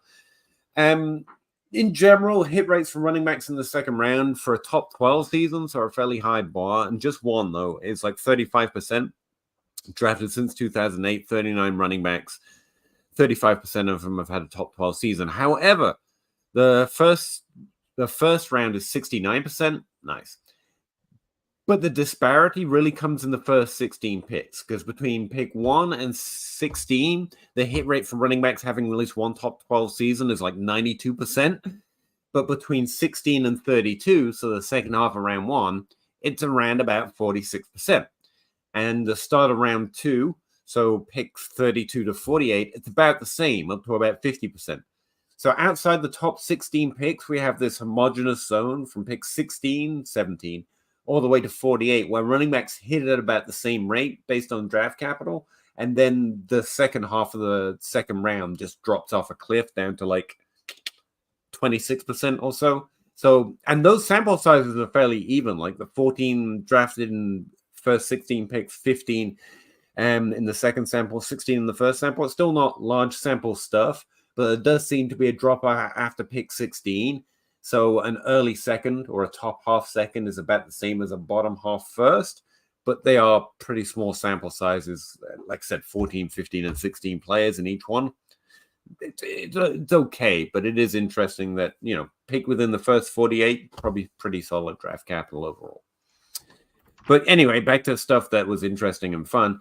JC Troller, complete sidetrack here, got roped into a 12-team start, 12, 2 QB, 2 tight end starter.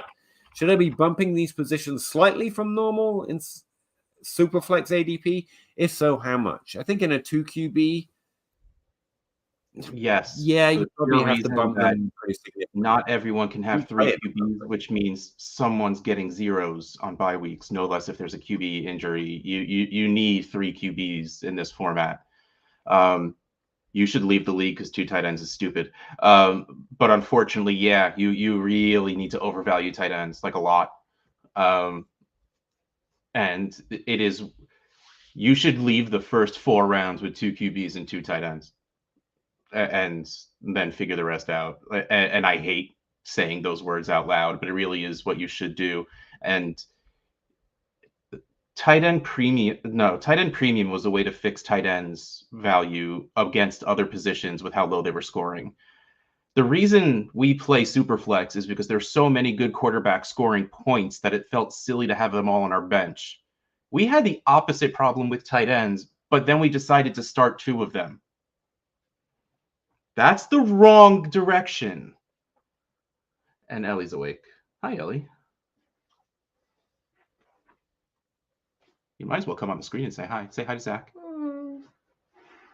I guess they'll come up now. All right, I'm just going to wait for Peter to come back, so I don't just... That'd be pretty mean if I just disappeared by now. Disappeared.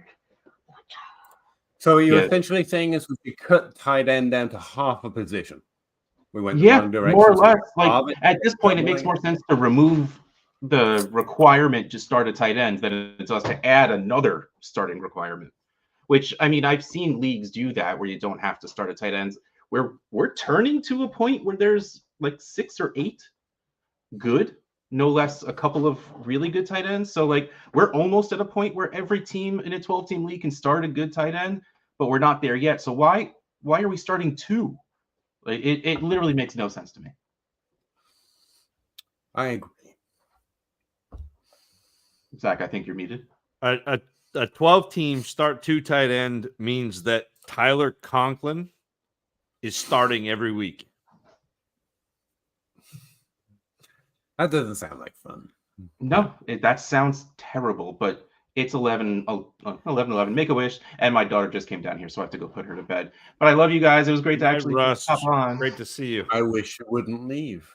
I also wish I wouldn't leave, but this one will be wish tomorrow means if you don't go to bed. Got it. Go. Pete, I think I did a dumb thing. What's that?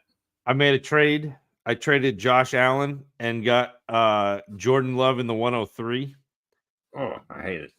Yeah. Oh, so, well, I mean, I probably shouldn't have, but it'll be interesting to see how that works out. Because now I actually have 2 quarterbacks now because I got Daniels.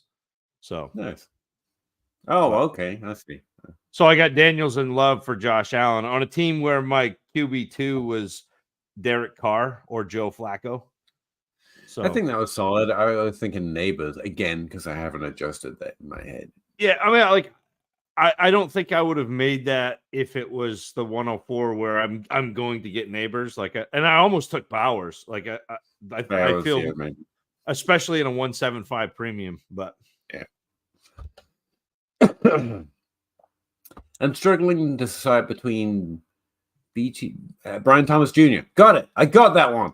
Worthy and Ladd at 110. It's a lot easier for me. Ladd isn't really in consideration if either of the other two are on the field. I think you could. I have actually did the back and forth between Thomas, Worthy, and Odunze because I like Thomas in that tier. I like him being the unnamed member of that tier. Like I think it's underrated, but I take Worthy. Yeah. Yeah. I mean, that's me.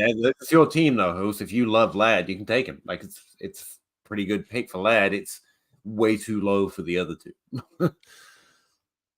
Yeah, and that's like I have McConkey at 111 in a super flex. So yeah.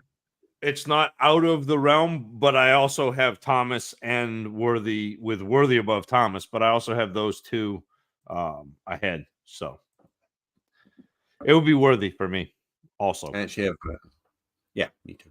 Yeah. Half PPR. That's even less Ladd. That's what I would say. Might even edge you out towards Brian Thomas, but I still think I don't overthink it and I take Worthy. I mean, if it's super flex, the half PPR might move me to Nix or Penix, or it might push up that that tier of running backs with Brooks and Benson too. Like I would consider Brooks there, but I still think I would take Worthy. You would take Brooks, or you would? No, I think I would still take Worthy, but there would be some thinking about it. It's a pretty good range to think there. So that's what I would take from it. It's okay to roll it around the old noodle. I think we both take Worthy. Did you ever pull off, even try 3-way trades? I think I was involved in one once. That was mostly just I kind of slept through it. I was like, meh. No, not as a rule. No. We really missed out on because Russ left. Like I feel like this is a Russ question, not a. I'm sure he's winning every week. Yeah, like I Nolan I'm still a neophyte in terms of trading. Where like, hey, that guy, look at that kid, he's starting fights. Handsome kid, but still. But yeah, like it's that I've never pulled off a 3-way trade. Worthy's really fallen to the end of the first. That's what I'm taking away from this. Same league, having the 9 first, traded the 112 Worthy. I'd just take Worthy for the 204 and the 209. Honestly, man, this is one of the I don't trade back in rookie drafts, especially if a player that I would take a lot higher is available. Like you've already scored low.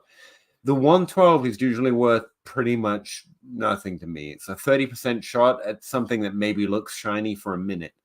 It's not a boat, never a boat. And I think you in this year, especially in this draft, you got maybe a boat at 112. I'd just take it. But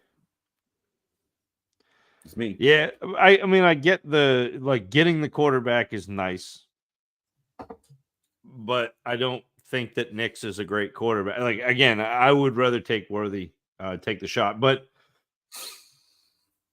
it's your team. I understand.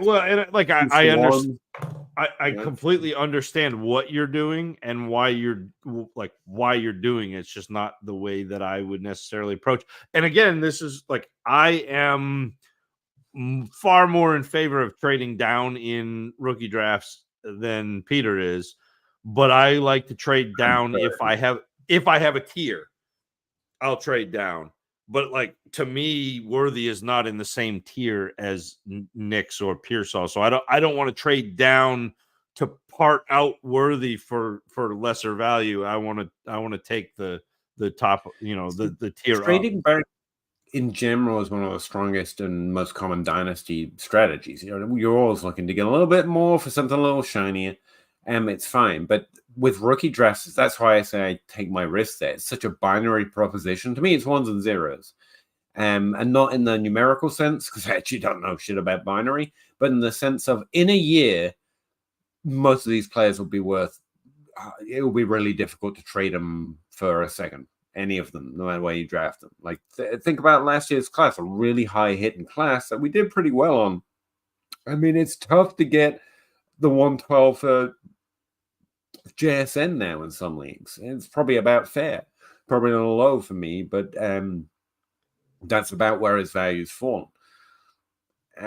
Like in a year, a dynasty valuation of a rookie, they're not players yet. They're theoretical players to us still. I mean, literally, we haven't seen them play.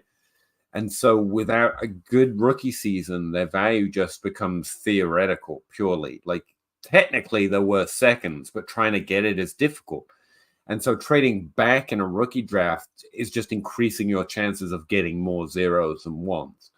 For me, that like regularly it's the opposite way but they have to do something. It's like every rookie's got a little extra time, but also their value doesn't. Like they're not points propositions, but their value almost is. Like they have to score points, or their value is going to be maybe you'll find someone you want to trade with it. And so I'd rather take the risk, like take my shot. And if you don't like Worthy, then trade out of that class. Like I'd be like, give me a pick next year because it can't be worse than the 112. You know, just almost an even swap, but you take the time hit. But that's me. That's why I don't. You do. And as it is, pretty solid. Andrew, has the portal thrown a wrench in? Hasn't thrown a wrench in the charting or the numbers they hit or how you can do it, but it definitely, yeah, it changes things. Changed things a lot. It has been done in the last few years. I talked with Travis May about it on the podcast both the last 2 years. Don't know exactly if we're going to see new trends or if it's actually going to help. But I do think being more sensitive to where a player is playing in terms of how far down the field, whether he's in the slot or out wide, is going to be more important than just looking at their overall yards, touchdowns, or dominator or percentages, or if you like using those things. I think it's going to be even more sensitive to that. Receiving yards per team, pass yards per route run, especially if you consider the role, tend to be sensitive enough, but it's definitely changing things. Yeah. Want to make the smart trade back move. Again, James, know who you're talking to, so you know you can just dismiss it if you prefer to play a different way. I find all trade backs in rookie drafts to be sub-EV. Like, I'm trying not to do it. And when I bring this up to Zach, he's like, well, trade up from below. And that makes sense. But again, I'm going to stick with my own trade back, but I will trade up. So if you want to turn your second into a late first, I'm with you. If you want to turn your early first into a late first, I tend to be against it. Just kind of as a dynasty. I've made too many mistakes that way. The whole ones and zeros speech I just went on, despite thinking I'm great at profiling. So that being said, what he's done from the 104 to super late first and get a 26 plus. Yeah, no. Okay, if you're trading out of the draft, like you're getting a pick in another draft, that's one way of doing it. But I would want to get out of this class entirely to get more value. But I don't want to get out of the 104. Yeah, the 4's a little too high just for a single pick in another class. 2 years like again, so James, I don't know how, like if you've been following us kind of pre-draft process, but so I've been like formally grading prospects since 2017. I started really doing it in 2014, 2015, but honed in my process to the point where I was comfortable like talking about it, having it out for public consumption since 2017. Malik Neighbors is the wide receiver 9 out of every wide receiver that I have graded since 2017. And Harrison is the wide receiver 3. So trading out of that 104 is not a move that I want to make to move into the back of the first and into the 26. Like I would much rather have Harrison. And if you are going to trade that, and Peter, I agree, like trade out and get multiple firsts in another class, because I think moving down to the back end of the first is not necessarily I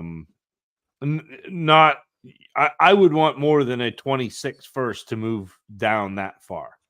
And I get that you're looking for running backs and that sort of thing, but start 10 team, 1 QB. Oh, so okay, 1 QB makes a difference because 104 is now not it's not so I don't mind that as much. I actually don't mind this as much. Yeah, no, because I think it's probably Odunze.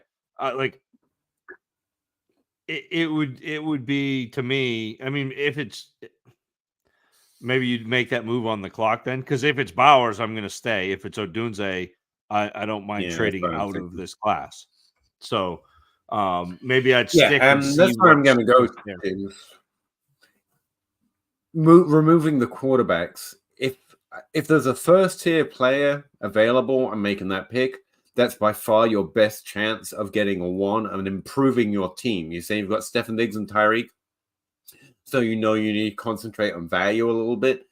I think with 104, if there's a first tier player available, that's your best chance of doing it.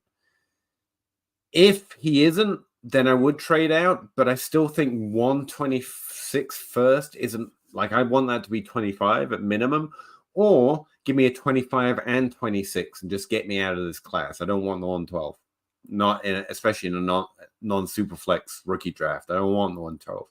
Get me out of here. Give me the 25 and 26 at least. But yeah, either way, I think it's a little light. But if Bowers is on the clock, I would take him. Yeah, those are my thoughts, James. But obviously, if that's the best you can get, that's the best you can get. And I think the back end of the first in one quarterback is in no man's land, because I think you're beyond Brooks. I think you're beyond Benson. I think you're beyond Burton. So I think you're all of a sudden you're in the Ricky Pearsall, Roman Wilson range, and that's not a place where I want to make a first round pick. Nope. Leagues want to wait till later in summer for rookie draft. It cracks me up. No news is good news. The only benefit is knowing if someone gets benched or injured. We need to draft now. You don't need to, James, but I appreciate the incentive. I would say there is stuff still to learn. Like there's a few players like James Robinson. We didn't realize exactly how close he was to starting, or I didn't until really the preseason. So there are still a few moves, and the edge would be to do it earlier rather than later, because you know better, ideally, if you're prepared. Therefore, you can get in before anyone else. But yeah, I know.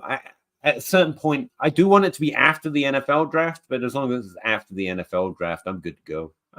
I'll try it before the NFL draft, but my pre-draft ranks are a little wild sometimes, so I don't mind waiting till the draft. But yeah, I don't think there's a time that has to be done. It's whatever you find fun. Unfortunately, you seem to like it earlier, and the rest of your league seems to like it later. And passed up on a trade in a standard? Start 9. Superflex League, 12 team. Nico, Daniel Jones, and 3 future seconds, and the 104 for the 2 and Zappy. Wait. 3 future seconds, Jones and Nico for the 102 and the 104. It's heavy, but I do think I prefer the 102 in a Superflex League, though. Actually, no, that's within the tier. Like, I think maybe I just take who was at the 4. I like the energy, but in a Superflex, that's still within the same tier. Yeah, I think I'd just hang on and take Neighbors and call it good. I get that you're trying to get out of Nico. If you want to do that, that's fine. But then you shouldn't be also having to throw the seconds and the 4. Like Nico and Jones in a Superflex, maybe it just seems a little much. But it's fine. It's fine. You get one of the quarterbacks instead of one of the wide receivers or Bowers. It's not for me, but I get it. It would have been Marvin. I have Kyler. Did I mess up? I don't think you messed up, to be clear, James. I don't think it's terrible at all. It's more of a preference at a certain point. But having Marvin would have been just fine by me. Yeah. But you can still take him at the 2, I guess. Have you watched the movie Draft Day? Spend everything to go up and get the same player. You could pretend it was a meme. Richard Davis, yeah, it was Stroud for me, the 102. Caleb, DJ Moore, and then Carr, and traded Caleb on the clock for the 25 first. Ayuk and Purdy. Team is loaded, by the way. Allen Hurts, Purdy, Carr, Gibbs, Najee, Saquon, Connor. One of two. It's always one of two with you, Richard.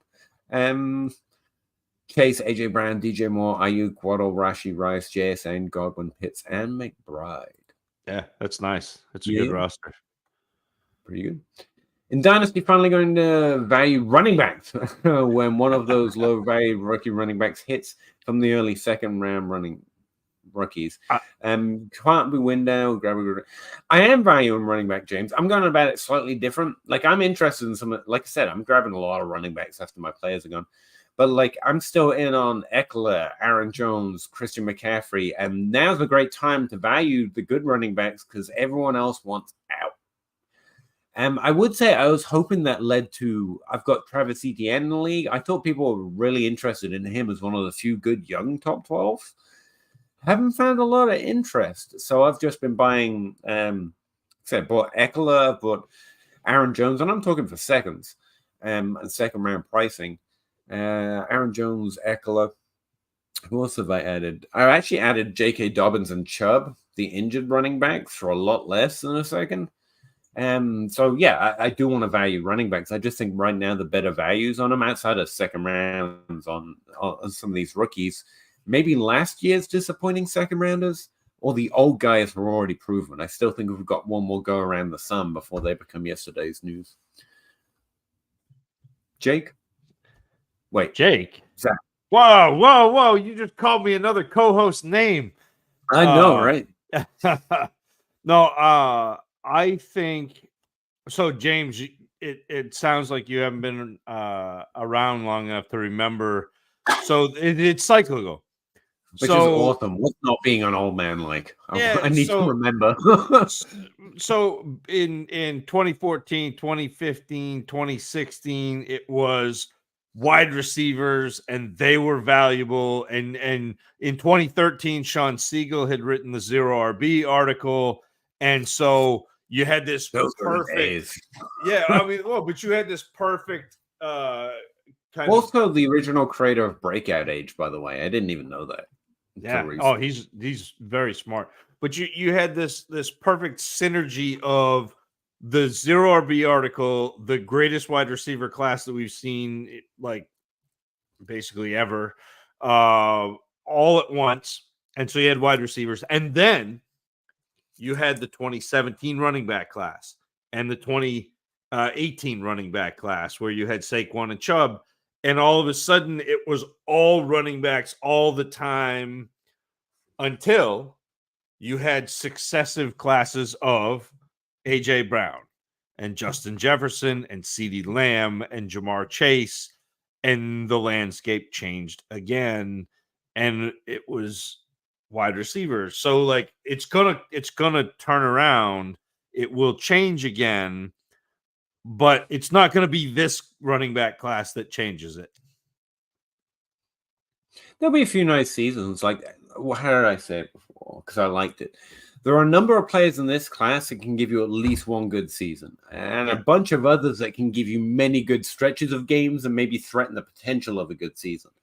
That's it, though. I mean, there's none that I think are going to have Christian McCaffrey careers or Derrick Henry careers or Austin Eckler careers.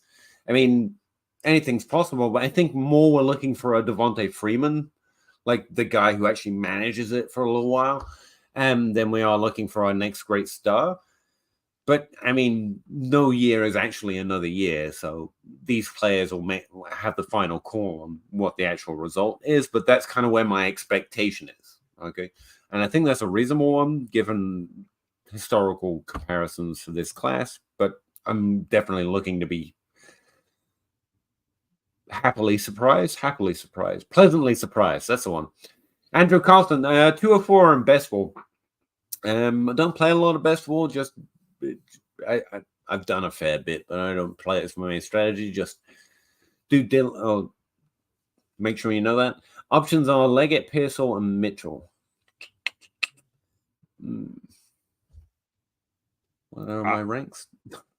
Mitchell. Why is that name not immediately triggering? Adonai Mitchell? That's why. Yeah, not Mitchell. Never Mitchell. I want Pearsall out of out of those three. Like, yeah, I think it's Pistol. Let me organize my ranks. Do I have it that way? Yeah, it's Pistol. Even though Leggett got first round. Well, I guess Pearsall got first round capital too. So yeah, they both did really. And it was Deshaun Watson. Okay, I was a little worried, but we're okay. Garrett Wilson, yeah, because people have forgotten about him. He had a pretty solid season last year. And I think he's got a higher floor than what we've seen so far, and he's not busted, which means it's now in his range of outcomes for his breakout arc. Tough to really root for that situation. Like, I don't know how that's all going to shake out, but I think the players are buying, if you like. So it does depend on the price. That's the only thing. Yeah.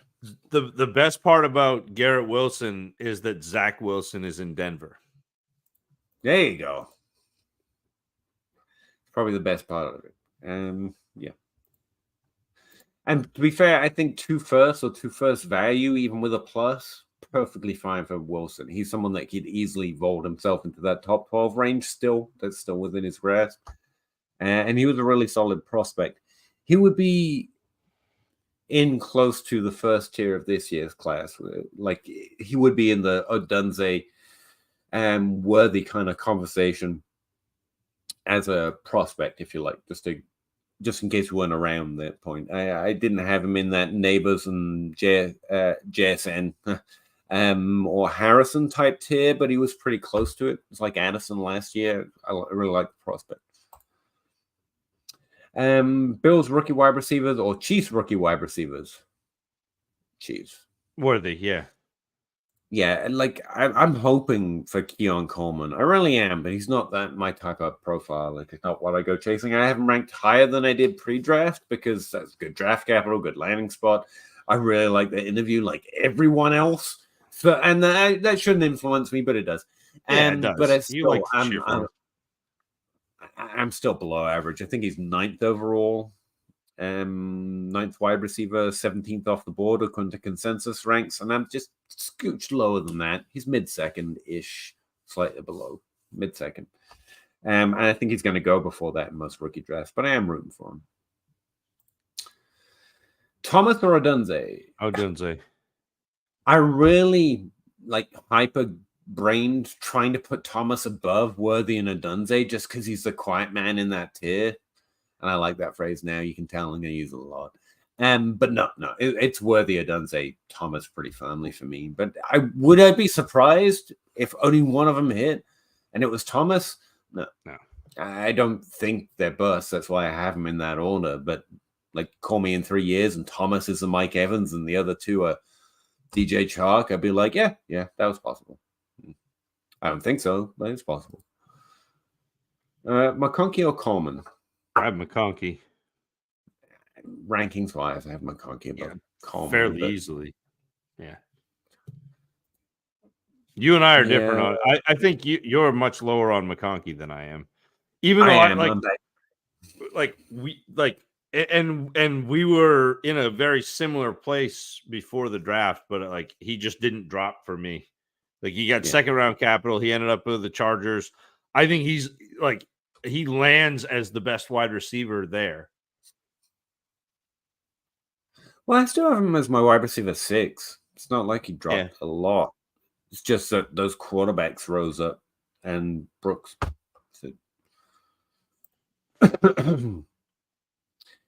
So the 102 Marvin for picks that became Rome, Bowers, solid, and 2nd. Thoughts? I don't like the Rome pick. Wait, Rome Odunze. Sorry, I forgot that Rome. Yeah, that's solid. Yeah. I guess I don't like to trade back. I'd rather take Marvin.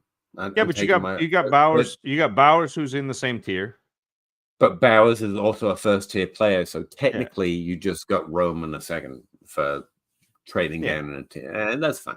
That's fine. Yeah, I don't mind that. I mean, like, that's good, even scribble. Yeah, I would love to have Marvin Harrison on my roster, but I think that's a good trade back, getting Bowers and Odunze and adding a 2nd. Like, I like that. And I really think the fact you traded back and went to a different position in the first tier is the smartest part of the move, because it's not going to be, you don't both have to lose. Like if that was Marvin to Neighbors, you could easily see one of you winning, one of you losing. And this way around, Bowers is still pretty solid. And Rome is a fantastic pick. That's an awesome pick. So it's good. And a second. Why not?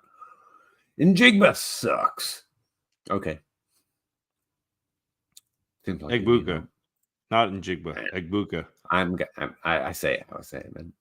Don't speech impediment shame me. No, they're two different humans. True. Genji. Oh, I almost forgot to mention, but we got our 5th round alpha, and I can't believe it's our boy Jamari Thrace. Yeah, God, yeah. Got my new favorite player now. Yeah, no, another year. Him and Malik Washington. Like I'd be like those would be my big wins. Finally, lower drafted wide receivers to like, but I really don't think it's a lower drafted wide receiver type year. I mean, we got a great hit that I didn't see coming from last year's class. We normally get one outside the first round. Wide receivers, I'm talking, that is a lot better than expected in general, but sometimes that's like Marvin Jones. It's not always a Puka Nacua, you know. Right. So. You would take round 3 running backs over round 1. Oh, yeah, I would do that pretty often. Yeah, the hit rates are about the same. Late round 1 wide receivers and round 3 running backs, 25%-ish. And running backs they don't have to hit seasonal totals to give value. They're more tradable when that elevator happens, to use a phrase from the Dynasty Dummies, and their opportunity immediately becomes available because of an injury, rather than guessing when the targets are going to vacate because they don't, and stuff like that. I often favor running backs over even high drafted wide receivers. That's not that. I don't find that surprising. But it's also because of the quality of those wide receivers, not particularly stoked. It's a profile thing for me too, Genji, where like the type of wide receiver. So again, like I don't look at wide receiver as one position. I think there are probably 5 or 6 individual positions within wide receiver, and there are a couple of those that I don't particularly value. And the round 1 and 2 wide receivers that we are specifically talking about fall into those archetypes of receiver that I'm not really like. It doesn't trip the needle for me. So hang on, I got another thing here. Aaron Jones was drafted in 2017. Is that a question or a statement? Both, actually. I wasn't sure, but yeah, you've got like I'm not going to have the misses here, but Aaron Jones was drafted pretty late in his own class. 2017 wide receivers still available: Mike Evans, Kendrick Bourne, Curtis Samuel, and this is the ones being drafted in ADP. You've got Cooper Kupp, Chris Godwin, don't get me wrong, but they were the higher tier wide receivers like a Neighbors or a Harrison. That's more what they represent. Like the guys that are still relevant from the 2017 class are the big hits: Kupp, Godwin, McCaffrey, and then the other positions. What about Corey Davis? No, but yeah, those later round, those wide receiver gems we kept finding.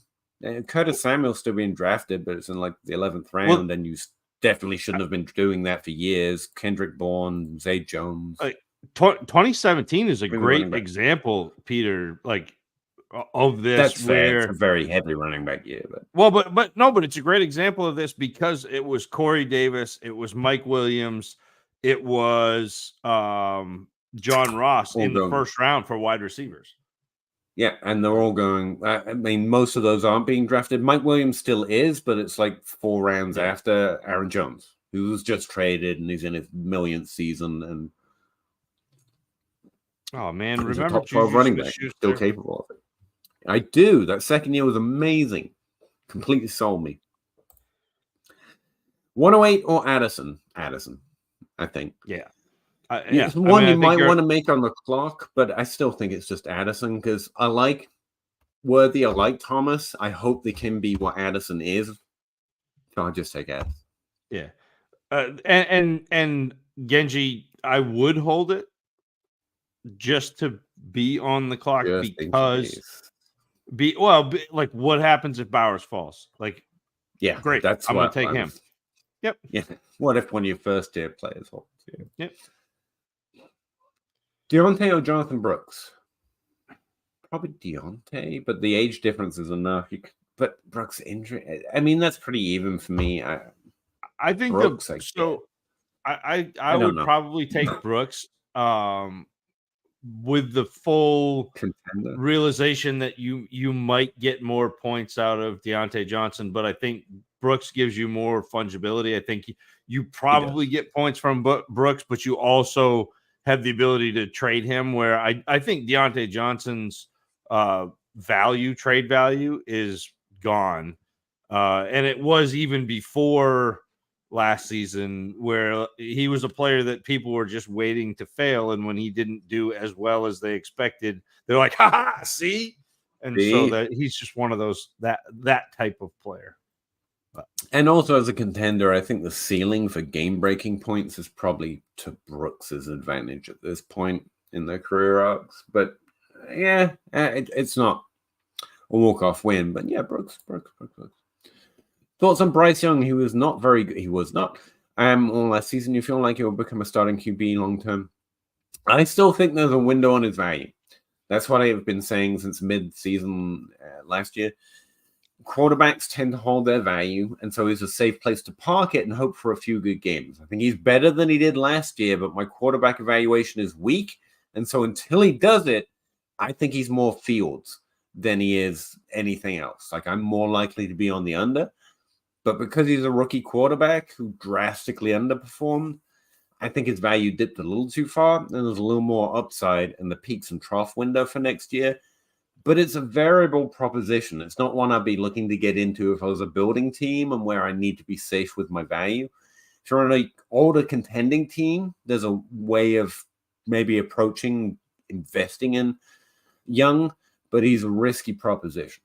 That's what I would say. I don't know yet. Zach, sorry, I talked a while there. No, that's fine. So here's the problem, Gary, for me with Bryce Young. Is last year we watched him and his offensive line was bad. His wide receiving core didn't get open quickly, and he really is a quarterback who needs quick separation. And the Panthers went out and drafted Xavier Legette in the first round, who is not a quick separator. They went and drafted Jonathan Brooks in the second round, who is decidedly not an offensive lineman. They went and drafted a linebacker in the third round, a tight end in the fourth round, a corner, a defensive tackle, and a linebacker in 5, 6, and 7, which means they didn't do much to address the offensive line.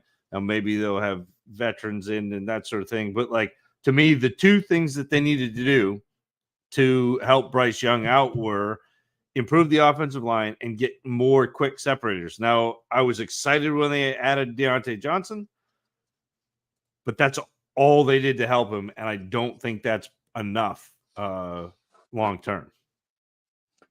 My internet seems to be crapping out. I can hear you, but you're frozen.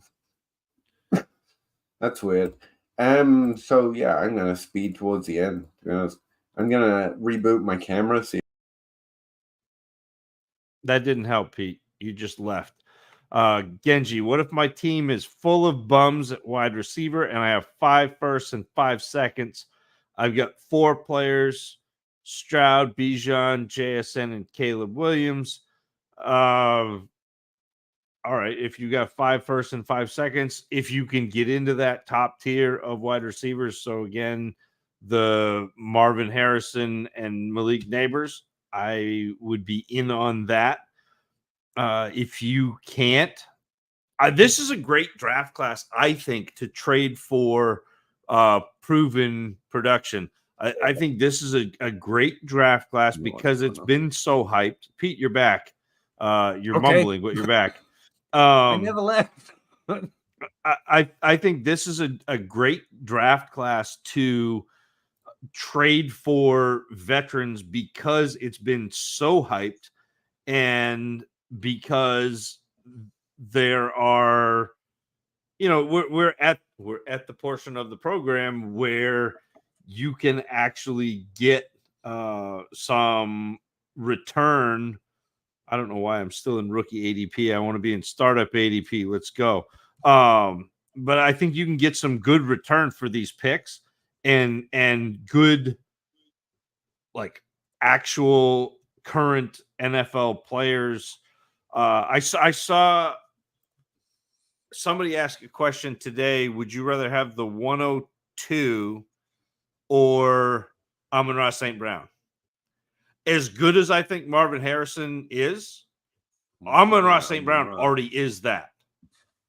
So I think that you can make moves right now with some of these picks where Amon-Ra St. Brown is in play, where A.J. Brown is in play, where Tyreek Hill is in play, where, even if you drop down a little bit, where Ayuk is in play, where Waddle is in play, where DJ Moore is in play, where Devontae Smith is in play, all of a sudden you can take some of these picks. If you have 5 firsts and you have teams that are willing to part with some of these wide receivers, this is a class that you can rebuild with, either by making picks or by trading picks and picking up undervalued veterans who are right now undervalued. I mean, go look at teams in your league. Go look at some of these teams who did not fare very well, and they are going to be really excited about trying to rebuild in a rookie draft.